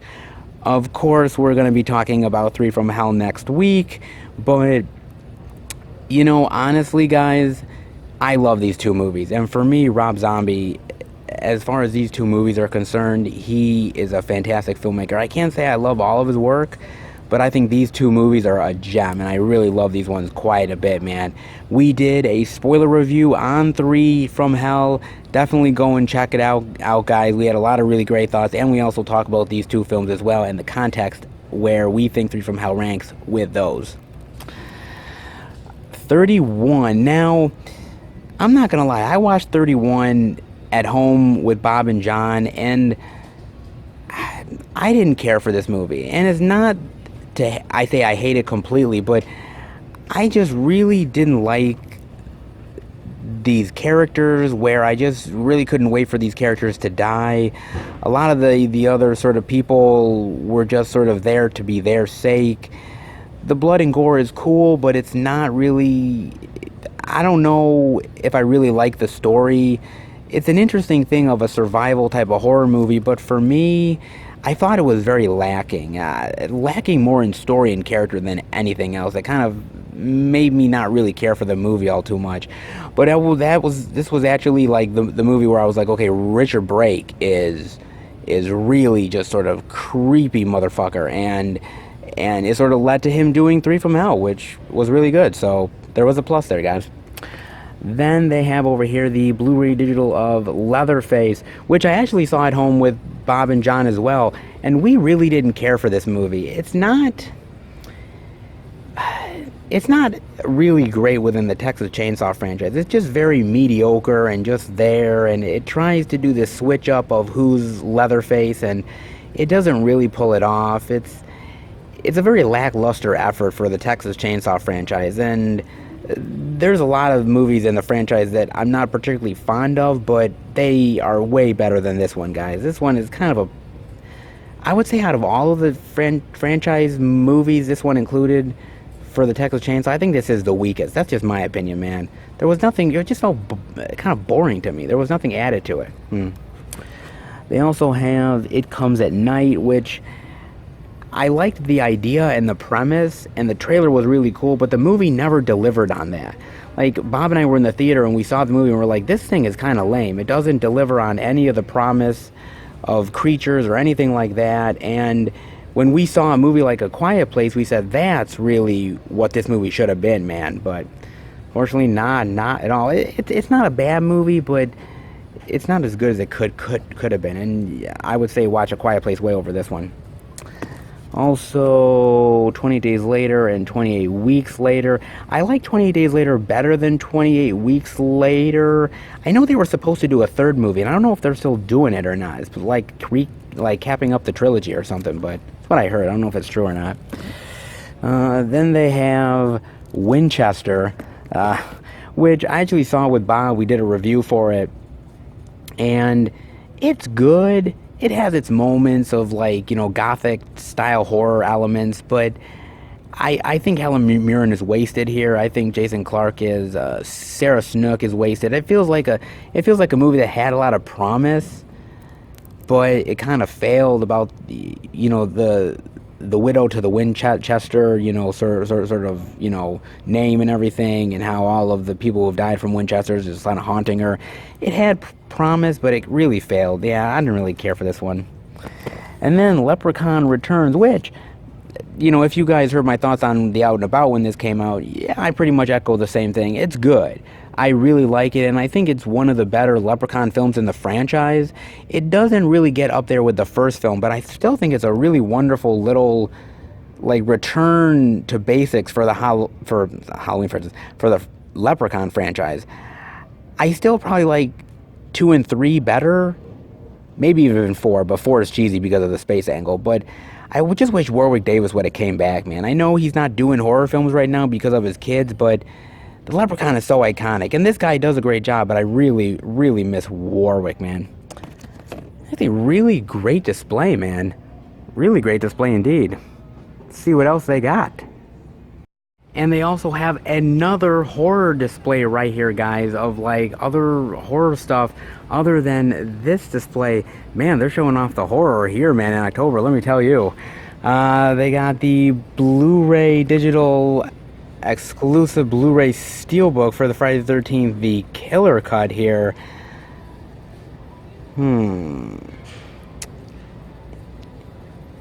Oh, this is the remake. Yeah, this is the remake. I don't hate the remake, but I don't love it. It's very sort of touch and go for me. I think it pales in comparison to the other movies, but it's not the worst horror remake I've ever seen, so I guess there's a plus side. I think it could have been done way better, but as horror remakes go, it's not really terrible. I mean, that's just my opinion, guys. I mean, it's not high praise, but it ain't low praise, put it that way. They've also got the It exclusive 4K Blu-ray steelbook as well. They've got, of course, the original miniseries It as well. Not bad. They've also got that Shining steelbook. Very nice. They've got... Oh, speaking of Annabelle, they have the first Annabelle movie, which really isn't all that good, guys. I really don't like that movie very much. I mean, the only thing I like in it, there's this scene where the mother, she goes down to get her, like, laundry, and it looks like there's this weird sort of beast that's, like, right there. And that's the only scene I really like from the movie. Outside of that, I mean, the doll's creepy, but the movie itself really didn't take advantage of that. I thought it was a lame attempt at sort of a killer doll type of movie. I really didn't care for that one. Now, the first Conjuring, I do actually enjoy. I think it's actually a really good horror movie. And, you know, speaking of James Wan, as I did earlier, he is definitely one of those great voices in horror that, you know, he's done other things outside of it, but I think he'll always come back to it. I think he has a great voice for horror, and I really hope that one day we see him come back to it. I know he's doing Aquaman too and a few other things, but it's movies like The Conjuring that really give horror a great name, and I really do like a lot of the scares in there. I thought there were some really genuine, really cool scares in there. You also have Annabelle Creation, which honestly to me is the best of all the Annabelle movies. Really, honestly, it is, guys. I really do think it's the best of all of them. I love the story. I love the characters. I think Annabelle is the creepiest in this. I think it was really awesome, man. I out of all of them, this is definitely the high mark for me, for sure, man. And I love the cover of, like, her in the glass. I thought that was always a cool cover for the Blu-ray. I also have The Exorcist here, which is a goddamn classic. I love it. I think it's really a really great horror movie, man. William Friedkin sort of kills it in this so much. He is so awesome as a director, man. Linda Blair is great in here. And there's a really great story because I went to a convention wanting to get Linda Blair's autograph on the Blu-ray that I have. And her handler sort of came up to me, oh, you know, autograph or, you know, picture. And I said, well, autograph. And I said, well, I want her to have a quote and put it on the, you know, the cover. He's like, well, what do you want? I said, well, it's kind of vulgar, but, you know, he says, what is it? And I said it right to his face. I said, your mother sucks cocks in hell. And he was like, yeah, she ain't saying that, man. She ain't putting that on the cover. And I'm like, really? She said it in the movie when she was a kid. She can't put it on the cover, but... whatever. But it's a great movie, dude, and a great exorcism movie. One of the best, man. They also have a Blu-ray digital exclusive steelbook for Beetlejuice right here. That's actually not bad, man. That's really cool. Not bad at all, man. I like that. Beetlejuice is such a really great movie, man. One of Tim Burton's best. Michael Keaton kills it as this role. I'm surprised we never got a sequel, but I heard there was rumors of it, but I don't think it's ever going to happen. And I'm still waiting for them to do like a limited edition collector's release of this movie because it greatly deserves it, dude. Really. That's not a bad cover, though. It's really cool. And then the original Poltergeist. Yes, the much better Poltergeist movie. I really love this one. This is a goddamn classic, dude. And I think I'm hoping at one point, like Scream Factory, someone does a really great like special edition of this, man. Really. I like this movie quite a lot. I don't know about the sequels. The sequels I'm kind of iffy on. Some I like, some I don't. But for the original Poltergeist is fantastic. One of Tobe Hooper's best by far, man. You also have that 4K Blu-ray digital of Pan's Labyrinth. You also have the Blu-ray of Freddy vs. Jason. I saw this in the movie theaters with Bob, and I had a ball watching this movie, man. I think this is one of the best horror versus movies. I really do, man. I love Englund in here. I love sort of the final battle with Freddy versus Jason. I love that. I think the characters are really like typical Friday the 13th, Nightmare on Elm Street kids. I love the comedy here. I love the horror. It's just a really great like sort of matchup movie. And dude, this was in development hell for years, and I thought it would never be good, but it really was awesome, dude. I love this movie, man. I highly recommend Freddy vs. Jason. If you're a fan of both, I think it satisfies both franchises really well. That's just me, man.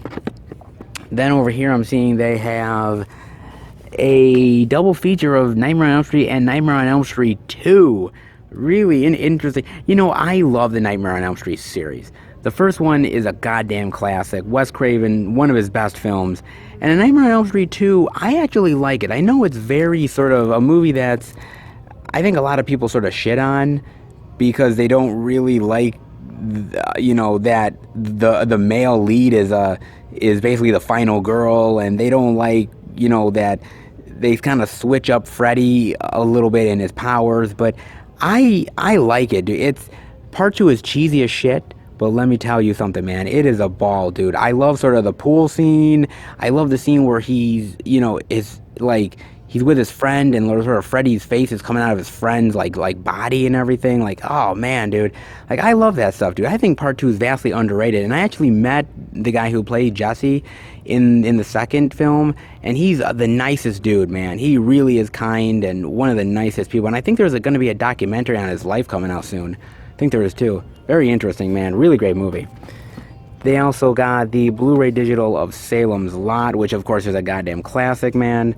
That's a really great one. I've shown that before. They also have Lights Out as well, which is actually a really good horror film. Actually way better than I think people give it credit for. Really good one, man. I like it quite a bit.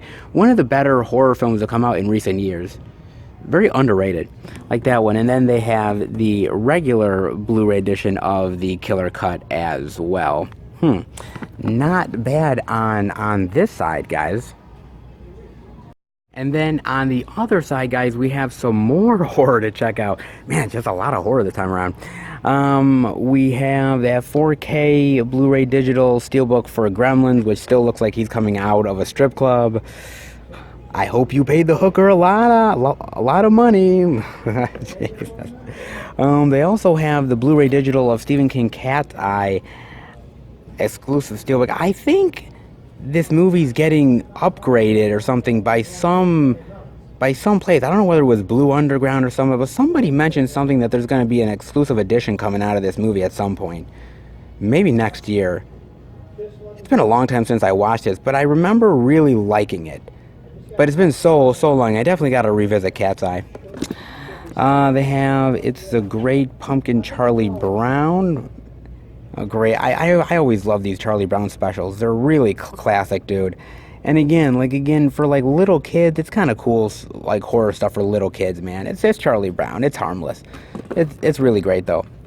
And then they have The Conjuring 2, which, to be honest with you, I don't love as much as I really like the first Conjuring. I think it's sort of a lesser sequel. I like it, and of course it introduced us to stuff like The Nun and everything like that, but I'm still kind of like not in love with it. I thought the first film was far superior. I know they're making the third film though. We'll see how that one turns out. They have the Blu-ray digital only at Best Buy Steelbook for The Goonies. Yeah, I love the Goonies. I'm hoping at some point there's a special edition coming out of this because, yeah, you know, I mean, there's some additions, but they basically carry over the same special features and everything as far as I'm concerned. But it's a great movie, dude. I don't know if it's exactly considered horror, but there's moments in the movie where it's like very horrific for kids, like whether it's sort of finding the dead pirates or sort of the Fratellis or something, which the Fratellis are great, man. I love the Fratellis, man. Awesome. Great movie, man. The cast is awesome. Everybody's top notch in there, and Hey, you guys. Classic. Then, of course, they have the remake to the Texas Chainsaw Massacre. And to be honest with you guys, I think this is actually a really great movie, man. You know, I've talked about how I don't like a lot of these sort of remakes that come out, these horror remakes, but I remember watching this and I was really blown away by this remake, dude. I thought it was way better than people give it credit for, man. I thought it was really terrifying. I thought the guy who played Leatherface was really just like brutal as hell. I like Jessica Biel in it. I thought this was one of the better remakes that came out. I really do, man. That's just my opinion, but I thought it was great. I mean, not every remake that comes out is really awesome, and I think this was one of the ones that really started the trend, but I think it's one of the better ones, man. I really do. They have that Banana Splits movie over here. They also have that Blu-ray DVD, or Blu-ray and digital of The Exorcist, their Steelbook. Not bad. They have that. They have Scooby-Doo and the Gourmet Ghost. Bobby Flay and Get It. Oh, Jesus, really? Bobby Flay's in this? Oh, look at that. Oh, that's great. Oh, that's awesome, man. I don't think I've ever heard of this one. Weird. Let me know what you guys think of that. Then they also have Scooby-Doo Franken-Creepy, original movie. I don't think I heard of this one either. There's some of these like Scooby-Doo movies that have come out that I haven't heard of before. Huh. Looks interesting to me.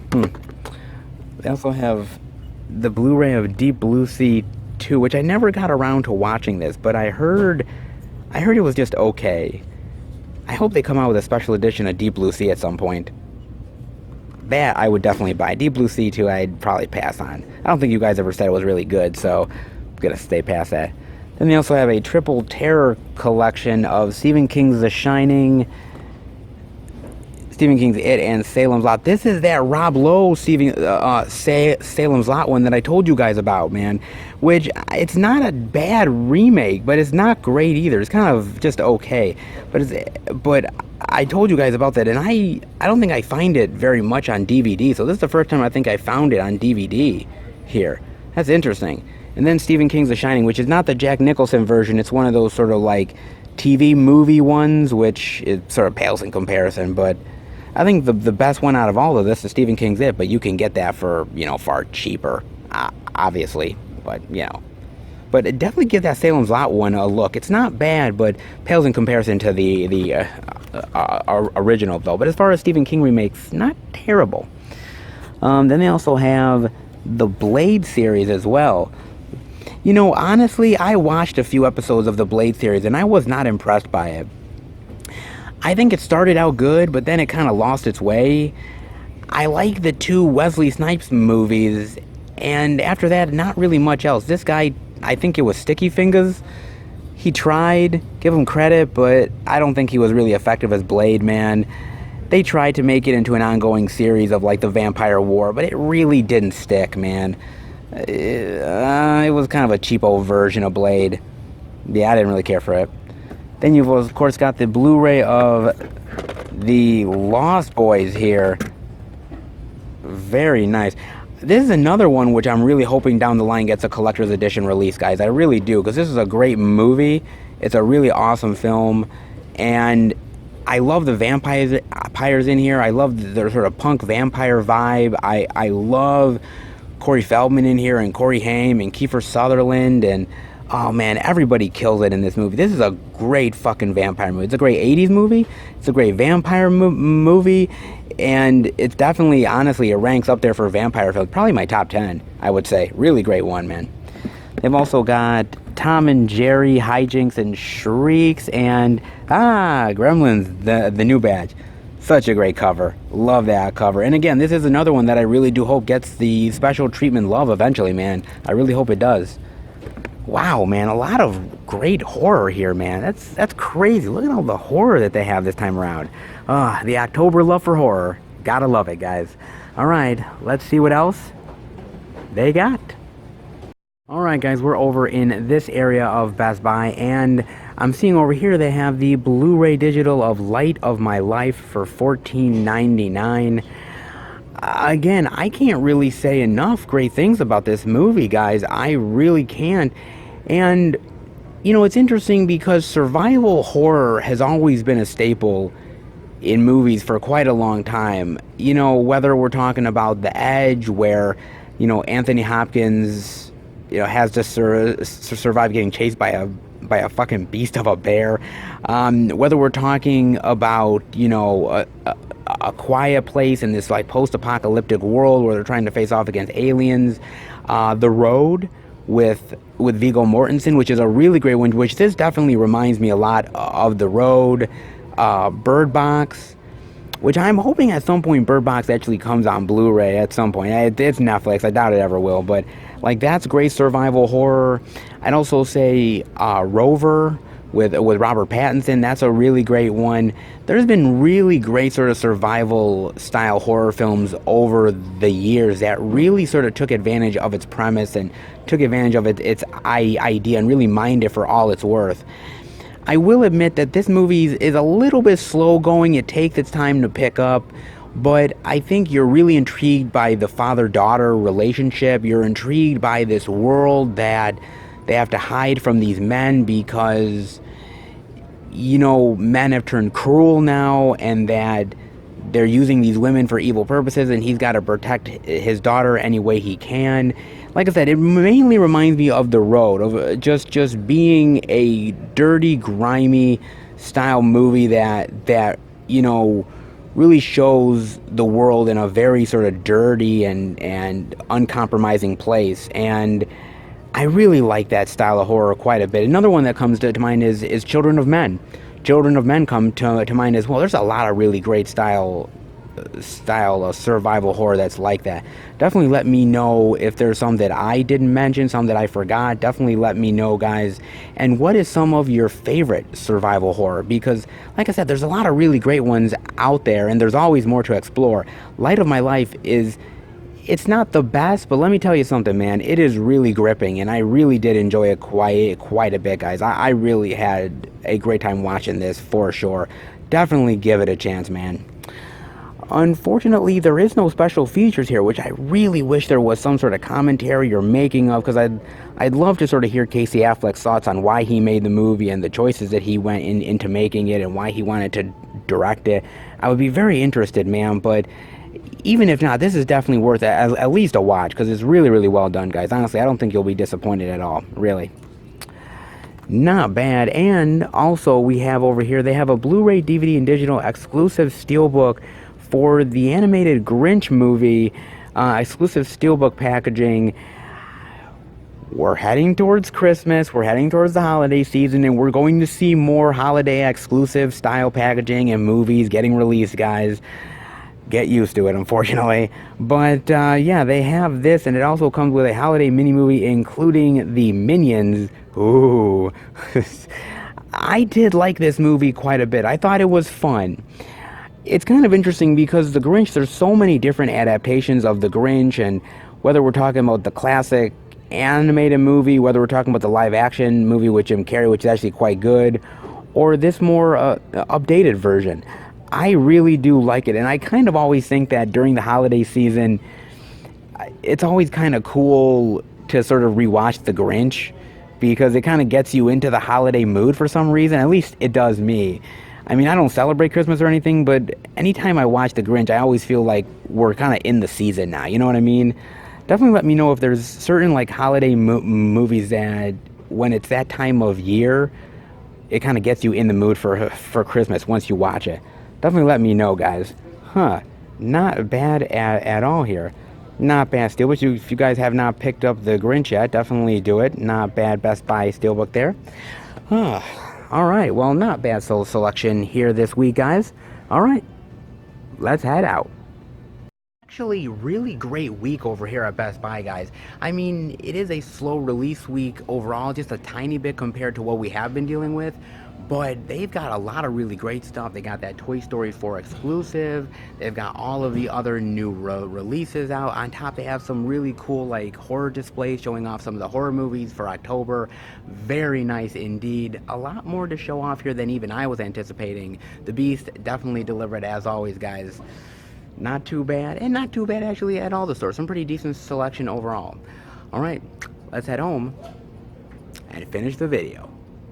All right, everybody, that'll do it for the Blu-ray and DVD out and about video this week. And it's kind of funny because I ran into the third-party vendor at Walmart that normally run into, and we were talking about these next few weeks and a lot of upcoming releases, and he was talking to me about how he feels like there's not a lot being released right now. There's one major release and then a lot of smaller pocketed releases that sort of happen from there. And I tended to disagree with him, respectfully, of course. And to me, it's always unique because no matter what store I go to, there's always something interesting to check out, something unique, maybe an older title that they didn't have that they're bringing back in, or some cool independent horror stuff, exclusives, and especially it depends on the time of year because now we're in October and we've been seeing on the out and abouts, we've been seeing a lot of cool like horror display. Like we've seen stuff at Walmart, we saw stuff at Target last week. Now, of course, seeing stuff at Best Buy again. So it's cool horror displays. So there's always something to really see. And what's great about it is that it really just opens up the opportunities for you guys because you know I hear from you guys a lot of times how, oh, my Best Buy is knocking down stuff and only two shelves of media, or, oh, Walmart's went down and Target's going, smaller with their physical media. And it's been really humbling for quite a while now seeing the media at these stores. Like I said, I'll run across, a title that I didn't see at the stores like a few weeks ago and suddenly I see it now. I think there's still a hunger and demand for these titles coming out. And as I've always said, as long as these stores stock this stuff and put it out there, it's going to sell. People are going to find it. It's just putting it in the stores and getting it there. I'd love to see more niche titles like from some of these other companies like Arrow or Scream, Kino Lorber. I'd love to see more of these titles come to those stores, but I realize that, you're only going to get so much media, and some of these stores have to rely on a certain sort of like product to get them through. So it's really interesting to me the physical media that we see week in and week out, but as long as they stock it and as long as they have it in on the shelves, it will have an opportunity to sell. Again, physical media, everybody says physical media is sort of dying and is dead. Well, I disagree with that. I disagree with it because, again, when I go to these stores, I see a lot of people hovering around displays. I see, people grabbing the media. If it's well priced and it has a lot of features and the artwork is great, people are going to flock to it. It's a combination of everything. You have to have it all for something to really sell, man. And I'm hoping that these companies are starting to get that because I kind of feel like some are taking advantage of it and some are more at a disadvantage. I mean, I see both sides of it. I mean, definitely let me know what you guys think. But it's really interesting because, again, I mean, the third party vendor was telling me that they get some of these releases in a week early. He was talking to me about next week's releases and how, oh, some of that stuff is already in the back now, and how they really try to prepare themselves for what's coming. And, it was really interesting because he was talking to me about Disney. And it was interesting because we were talking about certain titles that were on the shelves, and he was like, the thing with Disney is that after about 2 or 3 weeks' time, Disney actually requests these titles back. They get requests to bring all of the titles back, and, he really doesn't know why. I think he feels like places like Disney don't really want a lot of their media out there in the public. They want them there for a few weeks time and then they sort of ship them off back to Disney where they magically disappear. And that tends to be the thing with most companies. I think you see a lot of these big releases and these companies putting out a lot of product, and then after a few weeks' time, a lot of it tends to go away. You know, I think because they roll these things out in a massive way, and then it either sells big, or if it doesn't sell, then they got to go back and either destroy them or just, you know, say sayonara or something like that. It's really interesting. I think we may get to a point with the business model that these companies aren't going to put out as much selection and variety. You'll still get a decent amount, but I think right now the market is being tested of like how much is going to sell versus how much is going to stay on the shelves. And so I'm always very curious about how much units are selling for Disney, how much units are selling for these companies, because the more they bring back, the more they're not going to put on the shelves. So there's a little bit of like, you know, how are they going to profit from this stuff? I think all of that stuff is really fascinating. I really honestly do. And so I was kind of picking the third party vendor's brain a little bit, but I kind of find that fascinating. And you know, seeing the releases over the course of weeks and seeing what's on the shelves and the placement of everything, it kind of makes you think a little bit of how companies really manage their products a little bit.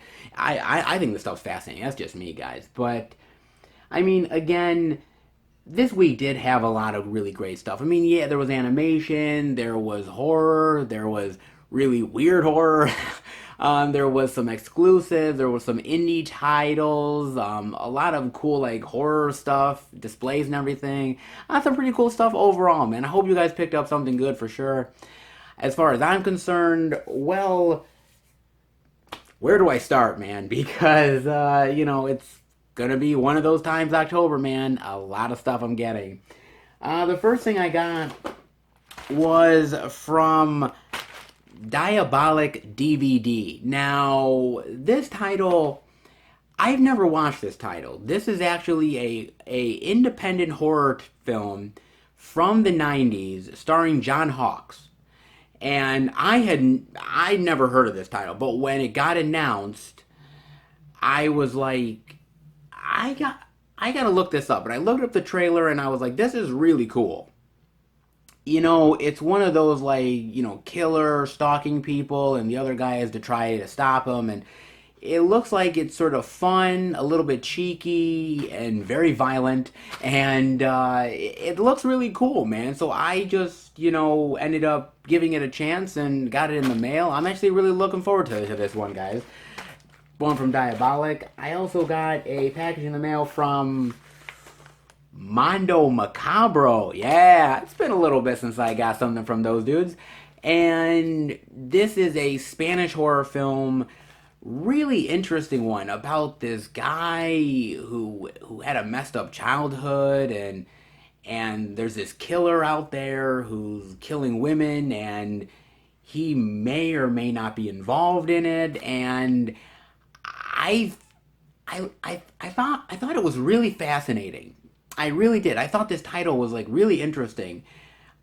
I loved the trailer, and I'm always willing to give Mondo Macabro a chance because they always put out some really unique, sort of like really out there movies that I've never heard of. But I give it a chance because Mondo Macabro does such a great job on their Blu-rays and getting these really like foreign titles out there into the market that I love giving a chance to, because yes, I love the US titles and everything, but I love Italian horror, I love Spanish horror, I love all that stuff. So this is one that I'm really honestly excited to check out. It looks cool, and it looks like it's something that's been replicated in other movies, you know, later in cinema. That for some reason this movie came out and then other movies seem to have replicated it. So it's kind of interesting to see this movie and everything that came after it. I think it looks phenomenal, so I'm definitely willing to check it out, guys. And then last, but certainly not least, I got, a package in the mail from Scream Factory, guys. Oh, this is a film collection set. Yes, this is a film collection set. I've had the movies on DVD before, and when this got announced, I was ecstatic. I was over the moon because I thought, oh my god, man, this is finally going to get the collector's edition treatment that it richly deserves. I am looking forward to diving into this sucker. I really am. This thing is really, really just, it looks phenomenal. It probably looks amazing just once I open the box and in person. I cannot wait to check this bad boy out. I like a lot of stuff that Scream Factory does, and sometimes they take these movies that really deserve a lot more love and definitely gives it that love that it deserves. And this is a collection set that richly deserves it, so I am definitely happy to have this in the collection now. I got this from Scream Factory, Mondo Macabro, and title from Diabolic DVD. That's another, well, this is a whole film collection set, but three titles for this week, and oh, a hell of a lot more stuff that is coming, guys, for sure. Oh man, this haul for October is going to be massive, guys. You know, every October it seems like I get so much stuff, man, and I have such a huge haul, but October has so much great releases, man. I mean, the horror stuff, the great new releases, 4K upgrades, limited edition, collector's editions. There's so much great media that's out there for the month. And I'm definitely taking advantage of it in a big bad way. So definitely tune in next month when that video ends up dropping. It's going to be a good one. I don't think you guys are going to be disappointed at all. And I hope you enjoyed this video. If you did, definitely give it a thumbs up. Let me know what you guys picked up. I am dying to know. And also, if you're new to the channel, welcome. Check out the other Tuesday Blu-ray and DVD out and about videos I do every single week. Check out the Blu-ray pickup videos I do every single month. The theatrical movie reviews I do with my friends, plus much more content that's on the channel. If you love movies and physical media, hit subscribe and be a part of the Film Fan Nation. I want to thank my subscribers. You guys are awesome. You go out of your way for me and comment and watch the videos, and I try to do my best for you, and I hope I succeed in some small way. So thank you so much. And I want to take a minute to talk about a video. There was a video from a fellow YouTuber talking about how Sony is maybe phasing out physical media, or at least 4Ks. That Sony is putting out older titles now, not on physical media disc, but they're putting them out through digital streaming. And, you know, he talked about how that, you know, that what does this spell out for the market of physical media, and you know, what kind of precedent does it set to put these out on digital, and the idea that, you know, 4K gives a lot of love to these older titles and makes them look much better than you know, in previous versions. I tend to disagree with him. I do. No disrespect at all, but you know, there's a lot of 4K titles out there that I've heard a lot from you guys in the past that have told me that some of these older titles that get the 4K treatment, the upgrades aren't that great. I mean, you know, there are certain Blu-rays that I have of older titles that look a hell of a lot better than the 4Ks do. I think certain older titles benefit more than others, and I think it depends on the studios, and I think it depends on how much effort they put into these titles. You have to understand that with 4K, unfortunately, I feel like 4K has never really truly gotten off the ground like DVD or Blu-ray has. For some reason, it always felt like it was always on the back burner, or they never promoted it as well as they could have. And now with 8K coming in and they're trying to push that, it feels like they never really launched 4K in the best way possible. So I feel like a lot of these companies are now seeing maybe 4K sales not going as good as they wanted to and putting that stuff on digital. I think physical media is going to be fine. I think there's always going to be a hunger for it, but I think that, you know, sometimes with certain titles, I'm fine with owning the Blu-ray. I don't always need the 4K, and some of these older titles really don't always benefit, guys. So when you're purchasing stuff, just make sure that you remember that. Look into the ratings, look into all this stuff, because sometimes just buying the Blu-ray is just as fine as buying the 4K. You don't always need to upgrade to 4K just for the sake of upgrading. I'm not for digital, I'm for physical, but sometimes 4K isn't always the best option, even for physical. Definitely keep that in mind, guys, just on the off chance. But again, physical media always reigns supreme, as I always say, guys. And, well, in the meantime, you know I'll always keep physical for sure, guys. But, well, make sure you are following me through Twitter, Instagram, and Facebook, FilmFan108, and I will see you back next time for a brand new Blu-ray and DVD out and about video. Take care, everybody, and happy hunting.